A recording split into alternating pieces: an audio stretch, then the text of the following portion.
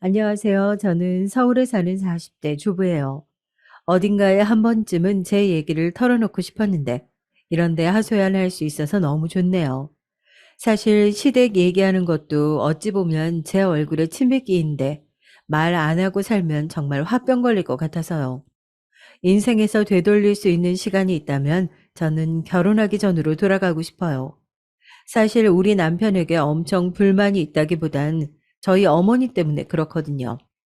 본래 사돈끼리 자주 보는 거 아니라지만 정말 어쩜 이렇게 친정과 시댁은 차이가 나는 걸까요? 제가 결혼했을 무렵 초반에는 우리 어머니 참 좋으신 분인 줄 알았어요. 그리고 왜 그거 있잖아요. 시어머니들이 많이 하는 거짓말이요. 그거 우리 어머니도 저한테 하셨거든요. 예, 영미야, 나는 너를 딸이라고 생각해. 내가 딸이 또 없잖아. 그러니까 너를 이제 앞으로 딸처럼 여기면서 살 거다. 우리 알콩달콩 예쁘게 잘 지내보자. 생각해보면 저는 남편이랑 결혼했는데 왜 결혼해서 어머니랑 예쁘게 잘 살아야 했던 걸까요? 이런 부분에서 어리바리했지만 저희 엄마는 이때 제가 잘하길 바라셨어요. 엄마는 시집살이 그렇게 심하게 안 해봐서 잘 모르겠다. 네 아빠도 일찍 우리 곁을 떠났고 그 뒤로 할머니나 고모 보고 산 적도 없어서 말이야. 그래도 어쨌든 시어른들한테 잘하면서 살아. 예뻐해 주신다니까 감사한 일이지. 그래서 그냥 철석같이 엄마 말만 순진하게 듣고 따랐어요. 이른바 저도 착한 며느리가 되겠다는 병에 걸렸던 거죠. 그리고 제법 초반에는 어머니랑 잘 지내서 같이 쇼핑도 다녔어요. 어머니는 엄청 쇼핑을 좋아하시더라고요. 내가 여기 백화점 푸드코트랑 여기랑 여기 층에 있는 매장 아주 좋아해. 너는 백화점 구경 안 좋아하니? 내가 립스틱 하나 사줄 테니까 같이 데이트하자. 이래서 몇 번 따라다녔는데 저는 본래 그런 치장하는 데에 관심이 없어서 그런지 재미가 없더라고요. 아무튼 어머니는 꽤 돈을 많이 쓰시는 듯 했는데 이런 부분에서 저는 고개를 갸우뚱하게 되었어요. 왜냐하면 신혼여행 후 시댁에 몇 번 들렀는데 그렇게 막 여유 있는 형편이 아니었거든요. 아파트에 살고 계시긴 했지만 작은 20평대 집이었고 실평수보다 좁게 나온 편이었어요. 그리고 아버님은 밤에도 대리운전하시고 꽤 바쁘셨고요. 저희 신혼집도 그렇게 넉넉하게 해주시지 못했고 우리도 근처에 브랜드가 없는 작은 아파트를 20평대로 얻었거든요. 그런데 상대적으로 어머니 씀씀이는 꽤 큰 편이었고 덜컥 5만 원짜리 립스틱을 선물해 주시고 할 때 약간 걱정스럽더라고요. 저기 어머니 저 이런 거 잘 안 써요. 이런 명품 브랜드 립스틱은 저한테 부담스럽기도 하고 뭔가 잘 안 맞더라고요. 전 괜찮으니까 다른 사람 주셔도 돼요. 제 말에 어머니는 부담 갖지 말고 받으라고 하시니 어쩔 수 없이 받아 챙기긴 했답니다. 그런데 이때는 저도 신혼 무렵이니까 꽤 시댁에 몇 번씩 갔었는데요. 본의 아니게 시작부터 어머니 흉으로 시작하게 되네요. 아무튼 60대가 넘으신 어르신이 낮에는 그렇게 백화점 구경하고 화려하게 두르고 다니시고 오후에 집으로 들어가셔서는 밥도 잘 안 하시더라고요. 이땐 보다 못한 제가 몇 번 차렸어요. 어머니 이제 곧 있으면 아버님 퇴근하실 시간인데 남편도 이리 오라고 부를게요. 그래, 그래, 좋다. 명훈이랑 다 같이 먹으면 너무 좋지. 근데 뭐 만들고 치우려면 귀찮지 않니? 아유, 우리 그냥 시켜 먹자. 아유, 어머니, 여기 앞에 마트 있는데 제가 간단히 장 봐올게요. 저번에 보니까 아버님은 외부 음식 안 좋아하시는 것 같아서요. 그러자 어머니는 얼굴을 찡그리며 고개를 절레절레 지으시더라고요. 아유, 그러게 말이야. 네 시아버지는 그렇게 입이 까다로워. 꼭 집에서 누가 해준 밥만 먹으려 든다니까. 피곤해 죽겠어, 정말. 아, 밥 정도는 자기가 알아서 차려 먹을 것이지. 내가 명훈이 장가 보내놓고도 남편 밥 차리면서 살아야겠니? 하도 이렇게 씩씩거리시니 저도 바로 집에 가기 그래서 그냥 시댁에서 저녁을 같이 먹고 치우곤 했죠. 그러나 아버님은 또 제가 차린 식사를 좋아하시고 여러모로 기분이 묘하더라고요. 아이고, 이렇게 제대로 된 밥을 얼마 만에 먹어보는지 모르겠다. 당신도 며느리한테 좀 배워서, 이렇게 차려봐. 맨날 고구마만 삶아주고 귀찮아하고, 그러면서 자기는 어디서 그렇게 잘 먹고 다니는지 카드를 퍽퍽 긁고 다니는 거야. 솔직히 아버님의 이 말이 틀린 건 아니었거든요. 어머니는 낮에도 백화점 푸드코트에서 2만 원대 식사는 그냥 팍팍 긁으시면서 밖에서 일하고 오신 아버님한테 저녁 한 끼를 그렇게 차리기 싫어하셨어요. 암튼 이 부분은 위태하게 느껴졌지만 어디까지나 저랑은 상관없는 일이니까요. 그냥 모른 척하고 있었습니다. 그런데 제가 초기에 너무 어머니랑 같이 어울려 다녔던 걸까요? 어머니는 저랑 있는 게 그렇게 편하다고 하시면서 이젠 방향을 바꿔 저희 집으로 오시기 시작한 거예요. 저는 공인중개사 공부도 해야 되고 할 일이 많은데 말이죠. 어머니 오늘도 무슨 일 있으셨어요? 이쪽으로 앉으세요. 커피 드릴게요. 그러자 어머니는 거실에 바로 옷을 내려놓고 편히 앉으시더니 리모컨이랑 이것저것 본인 집에서 보는 양 다 돌려보시는 거죠. 사실 저는 공부해야 되는데 무척 난감했어요. 어째서 이렇게 오신 모양새를 보니까 금방 집에 가실 느낌이 아니었거든요. 아니라 다를까 저를 붙잡고 그렇게 아버님에 대해 험담을 하시는 거예요. 너 아주 눈치가 빠르다, 영미야. 나 어제 네 아버님이랑 싸우고 나왔잖아. 아유, 너무 화가 나서 그냥 아침부터 일찍 이렇게 나와버렸어. 근데 명훈이는 출근하고 없네. 명훈이는 아침 먹고 갔어? 네, 그럼요. 아까 찌개랑 생선해서 먹고 갔어요. 그러자 어머니는 또 얼굴을 찌푸리며 이러시는데 좀 아이러니한 거예요. 생선? 명훈이가 제육볶음을 엄청 좋아하는데 걔는 바닷가 쪽보다는 육지고기 좋아해. 다음에는 돼지고기랑 소고기 이런 거 막 볶아줘. 에휴, 손 많이 안 가고 그냥 구워주기만 하면 돼. 그럼 아주 잘 먹는다. 어머니도 참 웃기신 게 본인 아들 먹는 건 꼬치꼬치 캐물으면서 본인 남편한텐 엄청 관심이 없으시더라고요. 노인네가 다 돼가지고 입맛도 짜져서는 툭 하면 그렇게 반찬 갖고 타박을 한다. 지는 뭐 지방이 없는 돼지고기 어느 부위로 불고기를 해달라나. 아유, 다 부산스럽고 싫어. 나가서 사 먹으면 되잖아. 어? 그 근처에 5천 원짜리 백반집도 많더만. 왜 나한테 해달라는 건지 원. 내가 죽을 때까지 집 밥이나 해주려고 결혼했나? 참 이 부분에서 저도 모르게 슬그머니 아버님이 짠하게 느껴졌습니다. 하지만 이 뒷얘기에서는 저도 움찔해서 이건 아니다 싶더라고요. 나보고 이제 카드를 뺏겠다네. 자기가 줄 생활비만 주겠다는 거야. 아니, 이 나이 먹고 내가 돈 인질 잡혀가지고 눈치를 봐야겠어. 그러게, 진즉 내가 일 다닌다고 할 때는 그렇게 못하게 하더니, 이게 뭐냐고. 내가 지금 나이에 어디 가서 일하고 돈을 벌겠어. 네 아버님, 일평생 그렇게 돈 갖고 사람을 쬐어대던 사람이야. 사실 어머니의 이런 말도 본인 아들이 있을 때는 안 하시고요. 꼭 저 혼자 있을 때만 와서 그렇게 아버님 욕을 하시더라고요. 근데 들어드리다 보니 저도 너무 피곤하고 따로 만나는 친구도 없으신가 싶더라고요. 근데 내용을 듣고 있어 보면 다들 사이가 또 안 좋아요. 되게 웃긴데 한번 들어보실래요?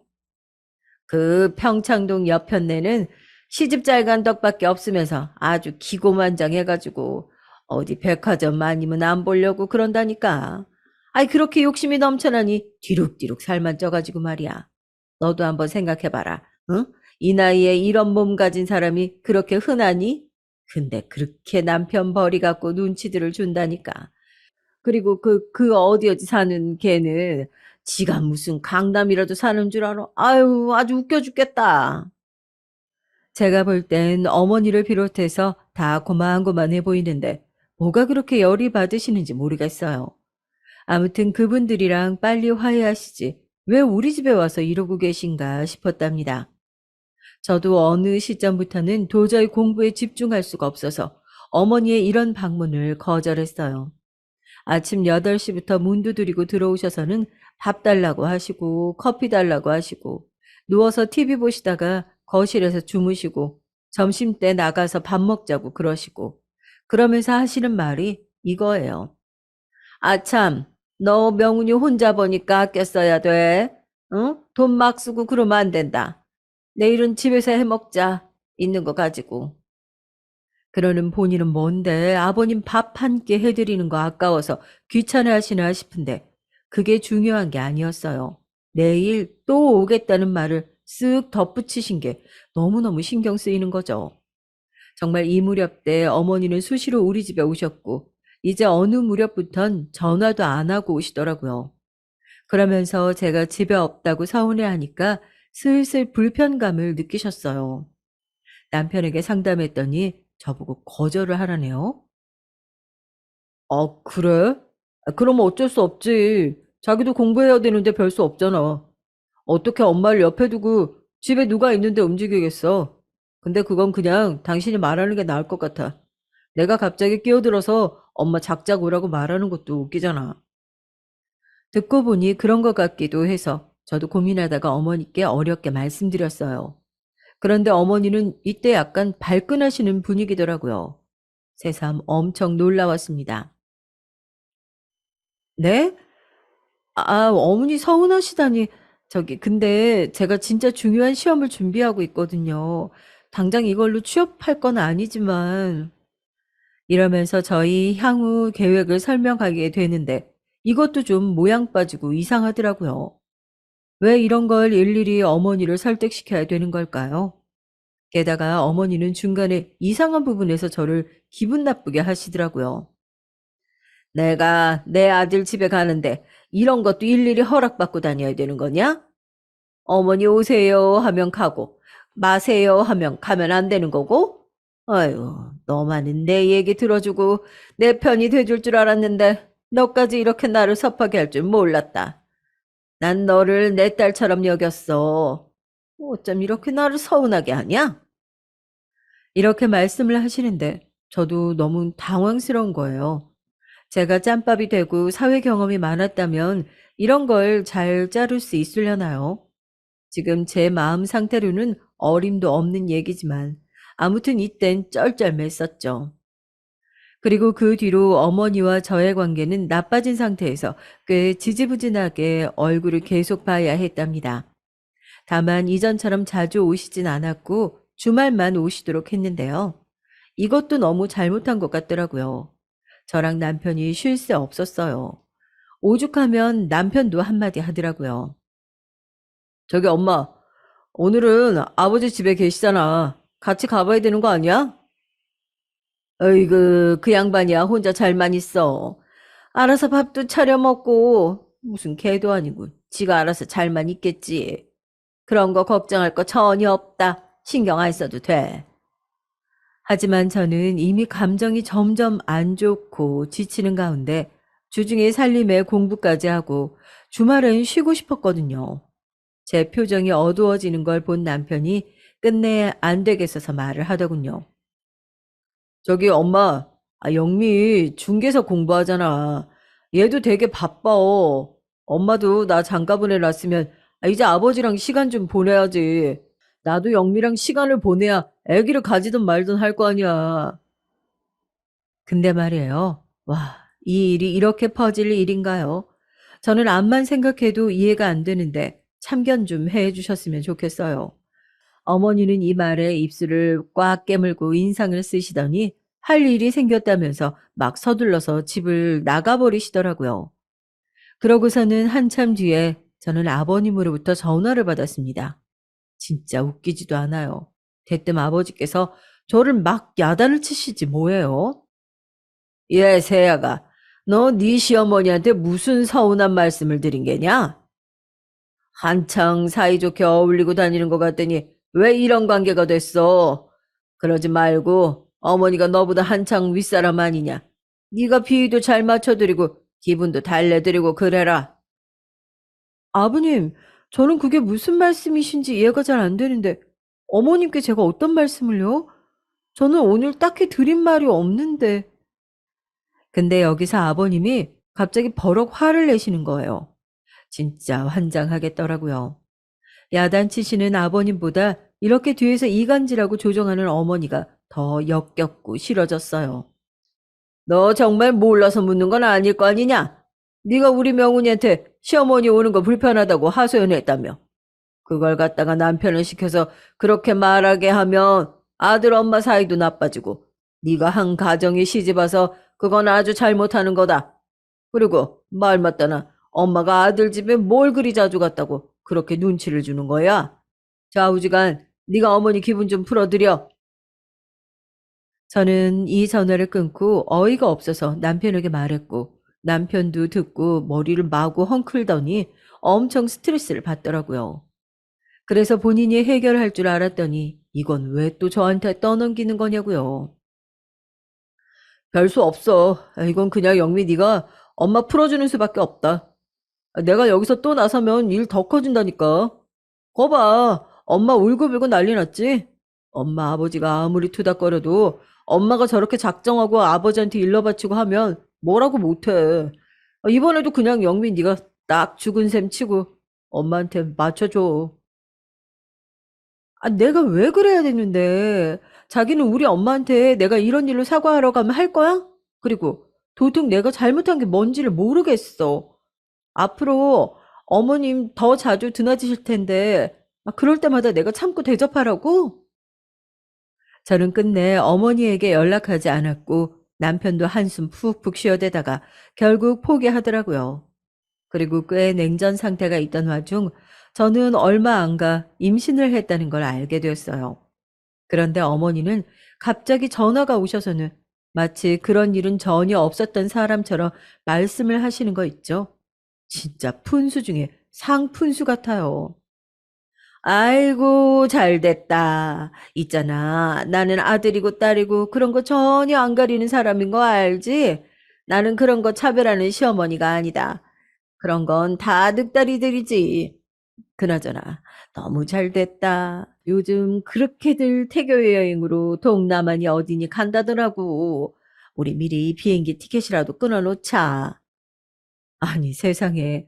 애초에 태교 여행 같은 거 갈 생각도 없었지만 누가 그런 걸 시어머니랑 같이 가나요?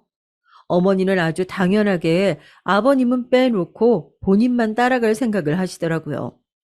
남편에게 물어보니 또 엄마를 말릴 수 없다고 하는데 와중에 저는 물어봤어요. 그럼 하나 물어보자. 이거 비용은 누가 대주는 거야? 우리 지금 그럴 여유 없는 거 알지? 당신이랑 나도 겨우 갈까 말까야. 난 사실 강원도 어디 1박으로 가도 상관없고 안 가도 문제 없어. 비용 우리 보고 내라고 하시는 거면 나 못 간다고 할래. 그런데 남편이 의외의 말을 하더라고요. 한편으론 어머니가 정말 너무 철없어 보였어요. 이거는 아버지가 되시는 거래. 손주건 손녀건 아무튼 경사니까 축하해주는 의미로 말이야. 다른 건 몰라도 비행기랑 호텔 값은 내주신다고 하더라고. 세상에. 그럼 아버님은 안 가시고? 어, 아버지까지 가긴 좀 부담스러우니까 돈도 그렇고. 근데 저는 생각할수록 이해가 안 됐어요. 제가 임신을 한 게 왜 시댁이랑만 축하할 일인지. 저는 홀로 저를 키우는 친정엄마도 생각났어요. 저 한창 초기 입덧할 때도 엄마가 퇴근길에 와서 챙겨주곤 했는데 왜 아무런 덕도 안 끼친 어머니가 여기 끼시는 걸까요? 그런데 친정엄마는 신경 쓰지 말고 자꾸 그냥 다녀오라고 하는 거예요. 너는 내가 시집살이 안 해봐서 모른다고 하지만 뭐 그 말이 맞을지도 모르지. 아무튼 그래도 어른들이 축하해주자고 좋은 마음으로 그러는 거니까 그냥 받아들여. 거기다 감사하게 또 내주신다잖니. 한두 푼도 아닌데 며느리 그렇게 챙겨주기 힘들지. 너도 그 김에 좋은 시간 갖고 와. 엄마, 내가 말했잖아. 그 자리에 우리 어머니도 따라간다니까? 어머니 벌써부터 거기 가서 마사지 받고 수영하고 뭐 먹으러 다니는 궁리만 하고 계셔. 누구네 집에 갔다 왔다고 나보고 일정도 짜래. 임산부 며느리한테 이렇게 하나하나 다 받으려고 하는 게 말이 돼? 엄마도 여기서는 좀 난감했는지 더 말을 얹지 않으셨지만 하여간 저는 이 여행에 불만이 아주 많았어요. 그리고 이때 아버님까지 결국 제가 우겨서 모시고 갔답니다. 어머니는 죽어도 싫다는 거 제가 살아야겠어서 모시고 가자고 남편에게 우겼어요. 아버님이 비용을 저렇게 힘들게 일해서 다 대주시는데 왜 아버님을 빼놓고 가? 그리고 아버님이 계셔야 어머니도 붙어서 의지할 사람이 있고 같이 다닐 사람이 있지. 내가 아무리 안정기라고 하지만 가서 나도 내 몸 컨디션 어찌 될지 몰라. 그때마다 어머니한테 끌려다니고 어머니가 아들 아들 하면서 당신 데려가면 난 어떡해. 모두가 행복하려면 그리고 아버님을 위해서도 아버님 가셔야 돼. 이래서 아버님까지 다 같이 가게 됐고요. 결과는 멸망 그 자체였습니다. 이후로 우리는 두 번 다시 해외로 떠나는 가족여행, 아니 시댁 가족여행 자체는 설계를 하지 않게 되었답니다. 왜냐하면 가서 어머니랑 아버님은 사사건건 계속 다투셨고 우리에게 하소연하시고 아버님은 혼자 남아 짠해지고 이런 일들의 연속이었거든요. 한 가지 저도 얻은 게 있다면 그나마 아버님이랑은 말이 통한다는 거예요. 아버님은 초반에도 본인 부인 말만 듣고 저한테 뭐라 뭐라 하셨는데 이때 여행 가시고 저를 다시 보셨거든요. 좌우지간 며느리 네가 고생이 많구나. 네 시어머니가 보통 까탈스럽고 사치스러운 게 아니야. 사실 여행도 그렇게 가야 된다고 젊은 날 자기 고생했다고 질질 짜면서 명훈이네 부부랑 여행 가고 싶다고 하니까 내가 대준 것뿐이다. 여기 나보고 같이 오자고 말해준 것도 우리 며느리고 저 사람은 여기 와서도 저렇게 나한테 불만이 많으니 원. 어머님이랑 아버님은 태국 길가 한복판에서도 싸워서 가이드가 어쩔 줄 몰라 했고 마사지 받으러 가서도 사인 안 맞아서 싸우고 그냥 모든 게 엉망진창이었어요. 다시는 이런 여행은 하지 말자고 돌아오는 비행기에서 냈다 크게 다짐을 했었더랬죠. 심지어 중간에 시장에서 물건 살 때도 어머니는 저를 막 부리려고 하시는 거예요. 예, 영미야, 네가 가서 이것 좀 달라고 물어봐봐. 어? 아, 맞다. 이거 얼마고 저건 얼마인지도 물어보고. 이거 해봐도 되냐고 해? 아니다. 저건 어떤가? 아우, 빨리 가서 좀 물어봐, 네가. 이러면서 옆구리로 자꾸 저를 툭툭 쳐대시는데 저는 오만 짜증이 다 나는 거예요. 아직 입덧이 완전히 다 가시지 않아서 속이 울렁거리고 동남아 날씨도 안 맞고 역한데 자꾸 끌고 다니면서 시키니까요. 저기 어머니, 저 속이 안 좋아서 저희 남편 화장실 갔으니까 오면 물어보세요. 그런데 어머니는 제 등짝을 세게 내리치면서 막 재촉하시는 거예요. 예, 그럼 저거 누가 사가버리면 어떡해. 빨리 가서 얼른 물어보고 오기만 하라니까. 아, 그게 뭐 시간이 걸려? 얼른 갔다 오라고 글쎄. 그런데 이때 갑자기 고함 소리가 들리면서 일순간 조용해졌어요. 내 마음의 소리가 밖으로 튀어나온 건가 싶을 정도로 아주 격하게 말이에요. 근데 그 소리는 제가 아닌 아버님이셨습니다. 그거 당신이 해. 왜 자꾸 남을 시켜대? 며느리 임신해서 움직이기도 힘든데. 그렇게 하나하나 다 시켜먹고 손도 까다가 안 할 거면 외국은 뭐로 왔냐고? 어머니는 이때 완전 세상 수치스러운 얼굴로 저와 아버님 얼굴을 번갈아 가며 쳐다보셨고 무슨 재난이라도 당한 사람처럼 어쩔 줄을 모르시더라고요. 뭐, 뭐라고요? 아니, 옆에서 지켜보니까 진짜 한도 끝도 없어, 정말. 오는 내내 와서도 가는 날까지도 뭐 하나 지 손으로 하는 것도 없고 죄다 다 받기만 하려고 하고 어쩌라는 거야, 도?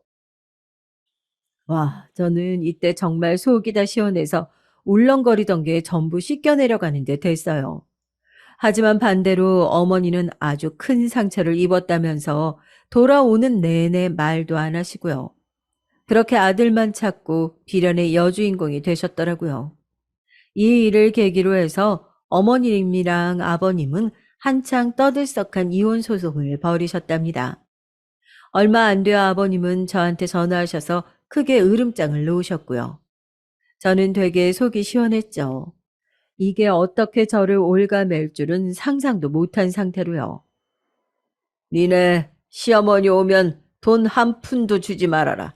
그놈의 옆엔 내 아주 호강에게 어서 똥을 싸다 못해 여기저기 민폐나 끼치고 다니고 지 주제를 몰라. 명훈이한테도 단돌이 제대로 시켜. 지 엄마 받아주지 말라고. 일단 저는 이게 왜 그런가 했더니 아버님은 여행에서 돌아오신 뒤에 어머님이랑 대판하셨는데요. 이제 생활비를 한 푼도 안 주신다고 했대요. 남편이 이때 엄청 골치 아파하면서 말해주었죠. 아, 모르겠어. 아휴, 근데 아버지가 이건 잘못한 것 같기도 하고. 솔직히 이런 말 좀 뭐한데, 이제 당신한테 뭘 숨기겠어. 우리 엄마가 좀 씀씀이가 해프잖아. 아버지는 매번 고생하고 밖에서 추운 날도 대리운전하고 애들 학원차 운전하고 말이야. 그런데 엄마는 맨날 밖에서 돈 쓰고 다니고 돈 무서운 줄도 몰라. 밖에서 일하라고 하면 무서워한다니까. 하여가 답이 없어. 이 얘기를 듣고 저도 한심해하던 가운데 얼마 안 가 어머니가 저한테 전화를 하셨어요.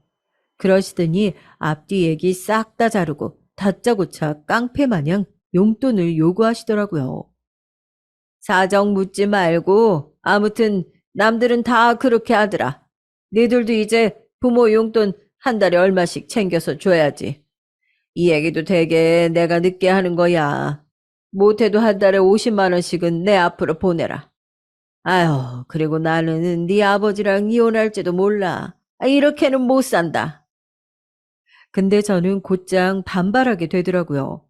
저희도 아기 낳을 날이 얼마 남지 않았는데 무슨 달마다 50만 원씩이에요? 그래서 바로 안 된다고 말씀드렸어요. 저도 쌓인 게 점점 늘었더라고요.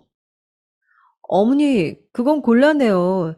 저희도 이제 출산하면 그만큼 돈이 더 드는데, 아시다시피 지금 명훈 씨 혼자 일하잖아요. 집도 더 넓혀서 이사 가야 하는데, 앞으로 뭘 해야 될지 저도 걱정입니다. 그런데 월 50만 원이라니, 게다가 한쪽 부모님께 드리면 저희도 똑같이 드려야 하잖아요. 월 100만 원은 너무 힘들어요. 이러자 어머니는 바짝 짜증을 내시더니 뭐라고 반박은 못하고 전화를 끊으셨어요. 이런 사정을 듣게 된 우리 엄마는 엄청 어이없어 하더라고요. 줄곧 워킹맘으로 쭉 일하면서 월급 받고 살림을 꾸려온 엄마는 어머니를 이해할 수 없었을 거예요. 나는 이해가 안 간다, 진짜. 아니, 사지 멀쩡한데 왜 일을 못해? 밖에 나가서 돈 버는 게 무섭다고? 희한한 사람이네, 진짜. 돈 쓰는 건 안 무섭고, 그러다 남편 죽으면 어쩌려고. 자식한테 빌 붙어서 먹고 살게. 아무튼 그러다가 어머니는 자존심에 곧 죽어도 일은 못한다고 이혼을 불사하고 아버님과 싸우셨나 봐요. 뒷일이야 어찌 될지 모르지만 평생을 그런 어머니와 살았던 아버님이 허무하게 패하셨어요. 생활비 전체는 아니어도 다달이 어머니 용돈 얼마 주는 걸로 얘기가 끝났더라고요. 그리고 저는 출산 시기가 되어 예쁜 딸을 낳았고요. 낳고 나서 산후조리는 엄마가 와서 해 주셨답니다. 그런데 우리 어머니는 꼭 매일같이 얌체같이 자꾸 들리시는 거예요. 산모가 몸조리를 해야 되는데 말이죠. 아이고, 난 아직도 눈만 감으면 우리 이쁜 손녀 생각나서 잠을 잘 수가 없다. 아유, 아침에 눈만 떴다면 그 뽀송한 얼굴 부벼대고 뽀뽀하고 싶어서 못 견디겠다. 나 내일도 갈 테니까 그리 알아? 그러니 저는 슬슬 짜증이 나는 거예요. 그래서 엄마가 그러지 말라고 했는데 일부러 누워서 꼼짝도 안 했어요. 어머니, 오셨는데 못 나가봐서 죄송해요. 저 아직 아래쪽이 많이 아파서 못 움직여요. 오셨다 가세요. 그러자 어머니는 단번에 반응이 안 좋은 게 느껴졌어요. 그 옆에서 우리 엄마만 죄 없이 눈치 보고 쩔쩔매는 게 느껴졌습니다. 아이고, 사둥, 그러지 마시고 좀 이따가 가시죠. 네. 아유, 우리 엉미가 너무 힘들게 손녀를 낳았나 봐요. 아유, 그러게요. 아유, 뭐 이런 걸 다. 엄마는 사람 좋고 넉살이 있는 편이라 사람을 저렇게 그냥 돌려보내지 못하는 편이었죠. 그러다 보니 본의 아니게 자꾸 어머니가 저렇게 들러붙어서 안 나가고 우리 엄마는 애기도 봐주고 저도 보고 살림도 해주느라 바쁜데 말이에요. 점심까지 얻어먹고 가시는 거죠. 그래서 제가 너무 짜증나서 엄마한테 그러지 말라고 화를 냈어요. 엄마, 엄마도 손목 아프고 힘들잖아. 그거 치우지 말고 놔둬. 내가 치우게. 저기 어머니, 죄송한데 저희 엄마도 이제 주무셔야 돼요. 엄마 어제 밤새 못 주무시고 애기 안아서 재우셨거든요. 다음에 또 오세요. 그러자 엄마가 제 팔을 살짝 꼬집으면서 왜 그러냐고 막 놀래시는 거예요. 아유, 얘가 미쳤어. 왜 이래? 저기 사돈 괜찮아요. 더 이따 가셔요. 하지만 어머니는 이미 있는 대로 화가 나셔서 소파에서 벌떡 일어나시더니 굳은 얼굴로 저는 쳐다도 안 보시더라고요. 아이고, 우리 며느리 무서워서 그냥 일어나야지. 내가 내 손녀 본다는데도 허락받고 와야 되네. 다음에는 어디 뭐 돈이라도 내고 와야겠다. 그렇게 돌아서서 나가는 어머니를 우리 엄마는 너무 불편해했고요. 급기야 참 바보 같게도 다음날 엄마가 굳이 불러서 아주 진수성찬을 차려 대접하신 거예요. 저는 이때 너무 화가 났던 게 굳이 저럴 필요가 없잖아요. 우리 어머니는 해주면 해줄수록 사람을 우습게 보고 무시하는 사람이거든요.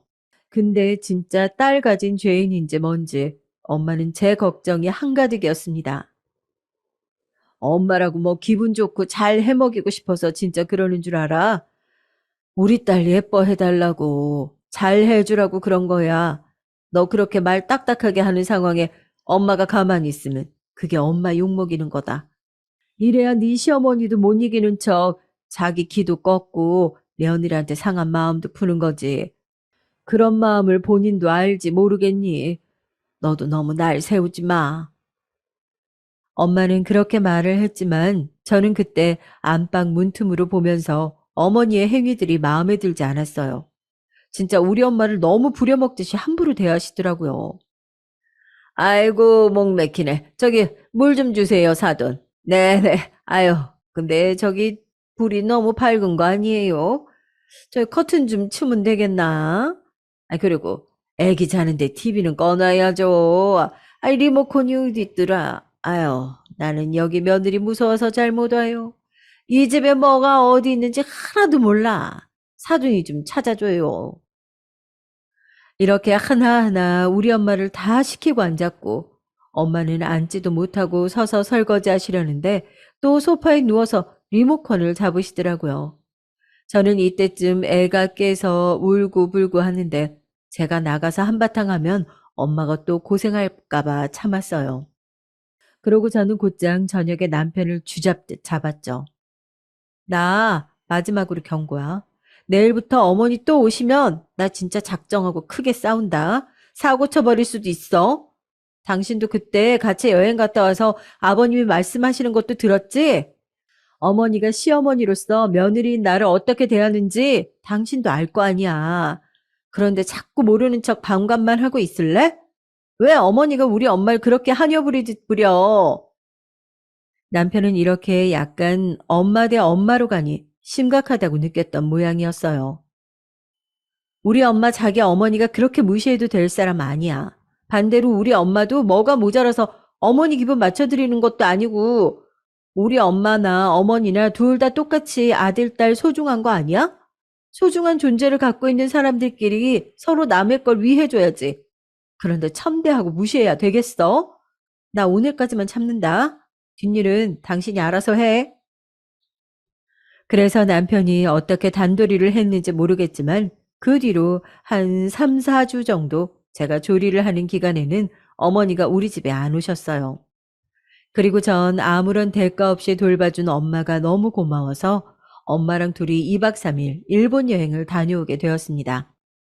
물론 아기도 같이 데려가기도 했고 저는 집을 비우는 것일 뿐 그 누구에게도 폐를 끼치는 게 없었어요. 근데 이걸 또 귀신같이 어머니가 알게 되셔서 곧장 전화를 해오신 거죠. 너 무슨 친정엄마랑 어디를 간다며? 아니, 그 핏덩이 같은 애기를 데리고 먼 놈의 비행기를 타. 돈 없다고 그렇게 앓는 소리를 하더니 그런데 갈 돈은 있어? 그리고 우리 명훈이는 어쩌고? 마누라랑 애기 다 해외 보내고 얘는 손가락 빨고 앉아있으란 말이냐? 그런데 참 공교롭게도 엄마는 이 옆에서 이 말을 다 듣고 계셨던 거예요. 저는 너무 짜증이 나서 솔직하게 다 말했어요. 어머니, 우리 엄마가 한 달간 아무런 보수도 안 받고 애기랑 저 봐주신 거 감사해서 가는 거예요. 보통 그 정도 친정 엄마가 와서 얘기해주고 살림해주시고 한 달씩이나 붙어 계시면 사례비로 2, 300만 원씩은 드리더라고요. 엄마가 그건 됐다고 하셔서 이렇게 여행 가는 거고요. 심지어 비행기랑 웬만한 경비는 엄마가 내주시는 거예요. 그런데도 그렇게 싫으세요? 어머니는 또 여기에 발끈해서 뭐라고 하고 보다 못해서 엄마가 핸드폰을 좀 달라고 하더라고요. 이땐 엄마도 기분이 썩 좋지 않았던지 받아서 얘기하시더라고요. 네, 안녕하세요, 사돈. 그, 제가 우리 사위 혼자 두고 딸이랑 손녀 데리고 여행 가서 염려가 많으신가 봐요. 이미 직장에도 다 양해를 구했고, 사위랑도 얘기가 잘 돼서 다녀오려고 해요. 3일이니까 너무 염려하지 마시고 걱정 안 하셔도 됩니다. 다녀와서 뵐게요. 네, 들어가세요. 아마 어머니는 우리 엄마가 바로 옆에서 다 듣고 있었으니까 아주 약호가 팍 죽어서 이때부터는 부들부들 하셨을 거예요. 그러고 어땠냐면 어머니는 제가 돌아올 때까지 아주 이를 갈고 계셨더라고요. 여행 다녀와서 집에 와보니까 우리 집 거실 소파를 또 차지하고 앉으신 거예요. 그러면서 다짜고짜 절 보자마자 애를 막 빼서 안으시더니 엄청 트집을 잡으시는 거죠. 너는 집안 꼴을 이따위로 해놓고 네 신랑은 굶어 죽으라고 해외로 나가고 앉았냐? 우리 명은이만 불쌍하게 집에서 아무것도 못 먹고 마누라도 없이, 갓 태어난 애도 없이 저렇게 혼자 있더라. 내가 속이 터져서 아주 못 살아 진짜. 빨리빨리 왔으면 치울 거 치우고 얼른 네 남편 먹을 거 만들고 정리 좀 하고 살아. 와, 돌아오자마자 이게 무슨 난장판인지 모르겠더라고요. 이때 날 잡고 어머니랑 싸울까도 생각해봤지만 기껏 3대 모녀가 떠나 즐거웠던 여행의 끝을 망치고 싶지 않았습니다. 남편은 저랑 어머니가 이렇게 대치 중인데도 들여다보지도 않고 나와서 진짜 이런 말을 하고 앉았더라고요. 왔어? 나 집에 먹을 게 하나도 없더라. 카레랑 찌개만 잔뜩 해두고 가서 먹다 질렸어. 배달 음식도 먹기 싫고, 어제는 엄마가 와서 같이 짬뽕이랑 짜장면 시켜 먹다가 질려서 다 남겼다니까. 자기가 해준 미역국 먹고 싶어. 같이 장 보러 나갈까? 여기서 얼마나 짜증이 나던지. 저는 비행기 타고 공항에서 여기까지 힘들게 왔는데 애를 내려놓고 짐 풀자마자 밥을 해야 하는 걸까요? 와중에 어머니는 집 곳곳을 다 돌아다니고 열어보셔서 살림 참견을 기가 막히게 하시는데요. 남편한테 인상 쓰면서 작게 말했어요. 미역국이건 뭐건 다 해줄 테니까 당장 어머니 가시라고 해. 그러자 남편은 또 표정이 어두워지는 거죠. 왜 그러냐고 막 짜증을 내려고 하더라고요. 내가 짜증 안 나게 생겼어? 그래, 나 놀러 갔다 왔다. 근데 갔다 오자마자 이렇게 사람 부릴 일이야? 왜 어머니가 여기 들어와서 내 살림을 다 손대고 계셔? 심지어 뭘 하신 것도 아니야. 더 어질러 놓고 이게 뭐야 지금? 당신 나랑 2차전으로 크게 싸우고 나 엄마네 가는 걸 보기 싫으면 빨리 어머니 모셔다 드려. 갑자기 엄마를 어떻게 보내? 나보고 지금 엄마를 쫓아내란 말이야? 그건 당신 머리로 생각해야지. 당신 엄마잖아. 나 우리 엄마 조리기간 말고 따로 집에 데려온 적 없어. 그리고 우리 엄마는 오면 하나라도 더 해주려고 빈손으로 온 적이 없지. 이렇게 들이닥쳐서 사위 부려먹으려고 눈을 부라리고 있던 적도 없단 말이야. 이렇게 둘이 그 좁은 베란다에서 무섭게 대치했고 결국 남편은 어찌어찌 핑계를 대며 자기 엄마를 집으로 모셔다 드렸답니다. 그러니 저랑 어머니와의 사이는 아주 파국에 치달을 수밖에요. 남편은 그간은 어중간하게 중립을 지키는 척 하더니 갈수록 지 엄마 쪽으로 기울더라고요. 애 태어나고 나니까 이게 더 선명해져 가는 것 같았어요. 처음에는 마냥 고분고분 어머니 뜻에 다 맞춰드렸던 저도 갈수록 이렇게 전투적인 며느리가 된 건 다 어머니 때문이라고 생각해요. 그렇지 않은가요? 제가 못 참고 다 터뜨리는 성격이기도 하지만 저는 사람들 하는 방식에 따라 달라요. 단지 우리 엄마만이 저를 걱정해서 제발 그러지 말아달라고 말리실 뿐이었고요. 그러지 마. 너 자꾸 어른한테 대들어서 그렇게 대치하면 엄마 마음이 안 편해. 네가 문제없이 살아야지 엄마도 걱정을 안 하지. 그런데 이게 사실 터질 게 터졌다고 생각은 드는데요. 우리 엄마마저 못 견디고 터지게 된 날이 오게 됐습니다. 우리 엄마도 어머니에게 감정이 안 좋았고, 어머니는 본인 주제도 모르고 우리 엄마를 아주 아래로 내려다보고 손톱을 드세우고 있었어요. 이날은 제가 엄마 외투 하나 사드리고 싶어서 백화점에 모시고 갔었거든요. 사실 어머니가 자주 출몰하는 지점이라 저도 안 가고 싶었는데 엄마가 이날 회사에서 잠깐 나와가지고 들리기엔 여기가 거리상 딱 맞았어요. 아무튼 멋 하나 부릴 줄 모르는 우리 엄마는 곧 중요한 행사도 있고 사람들이랑 사진도 많이 찍을 일이 있다고 해서 저도 센스나 이런 게 없으니 백화점에 간 거였거든요. 아, 그래도 엄마 돈으로 안 되는 게 어딨어. 가면 적당히 직원들이 소재 좋고 디자인 괜찮은 걸로 잘 골라주겠지. 내가 그간 엄마 칠순용으로 적금 든 거 있는데 그거 조금 깨서 봐줄 테니까 걱정 말고 얻어 입으셔요. 그러면서 저도 눈대중으로 지켜보던 매장에 들어갔는데요. 직원이랑 옷을 맞춰서 보고 있던 중 뭔가 낯익은 이목구비가 눈에 들어왔어요. 설마 설마 했는데 어머니신 거예요. 그것도 혼자가 아니라 그 또래 할머니들 두어 명이랑 같이 들어오셨는데요. 저도 순간 놀래서 이때는 그만 아주 차분하게 인사를 했더랬죠. 어머니 안녕하세요. 저기 엄마 우리 어머니 오셨어 여기.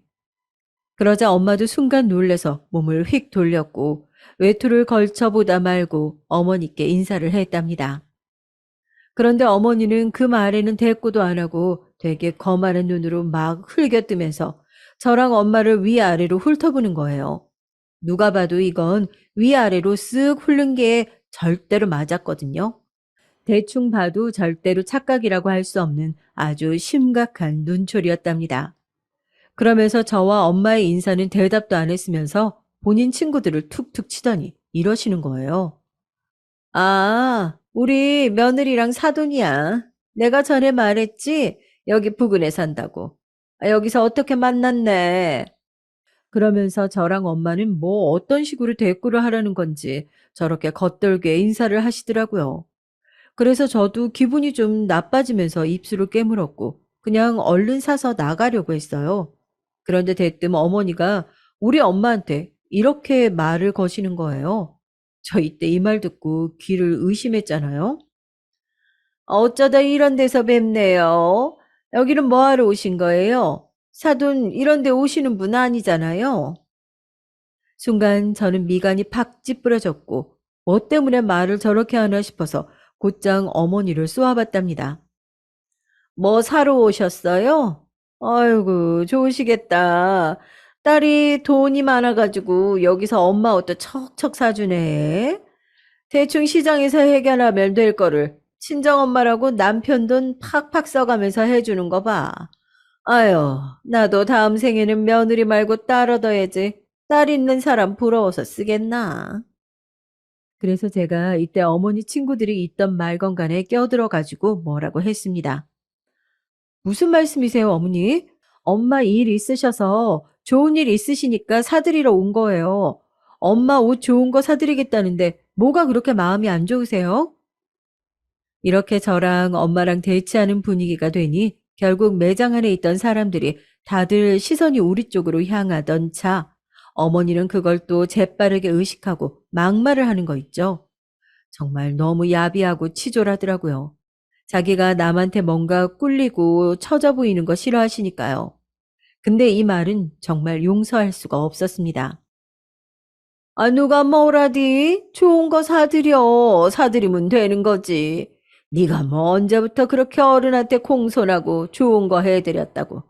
평소 사돈 하도 허름하게 입고 다니니까 대충 시장에서 때우는 줄 알았다는 거야, 나는. 그게 뭐 잘못이야? 웬일로 유난을 떨며 아이고 이때 어머니는 얼굴이 완전 옆으로 훅 돌아갔고 그때 손이 날아간 건 제 손이 아니라 저도 얼른 옆을 쳐다봤어요. 제 손이 먼저 올라가기 전에 엄마와 동행하는 비서분께서 먼저 손을 대셨더라고요. 그러니 엄마는 당황한 얼굴로 비서분을 말리려고 들었고 어머니는 진짜 눈까지 완전 돌아서 우리 쪽을 쳐다보더라고요. 이러니 사람들은 완전 구경이 나서 저 멀리 있던 사람들까지 다 앞쪽으로 몰려와서 웅성대기 시작했습니다. 그리고 비서분께서 이어서 말씀하셨어요. 이거 정말 너무 무례하시네요. 저희 이사님 사돈이시라고 들었는데 저도 신뢰를 무릅쓰고 제지를 해야겠어요. 그러니까 적당히 신뢰 범하셨어야죠. 자꾸 이렇게 소란 끌고 이사님 곤란하게 하시면 안 되겠어요. 나가서 더 얘기하실래요? 말씀이 안 통하는 분 같은데. 아유, 저도 이분을 가끔 뵐 때가 있지만 엄마 말로는 성격이 엄청 강하고 센 분이라고 애지간한 일처리는 다 이쪽에 넘긴다고 하셨거든요. 이날도 같이 다니려고 오신 건 아니었지만 회사에서 엄마가 급히 나오셔야 하니까 따라 나오신 거였어요.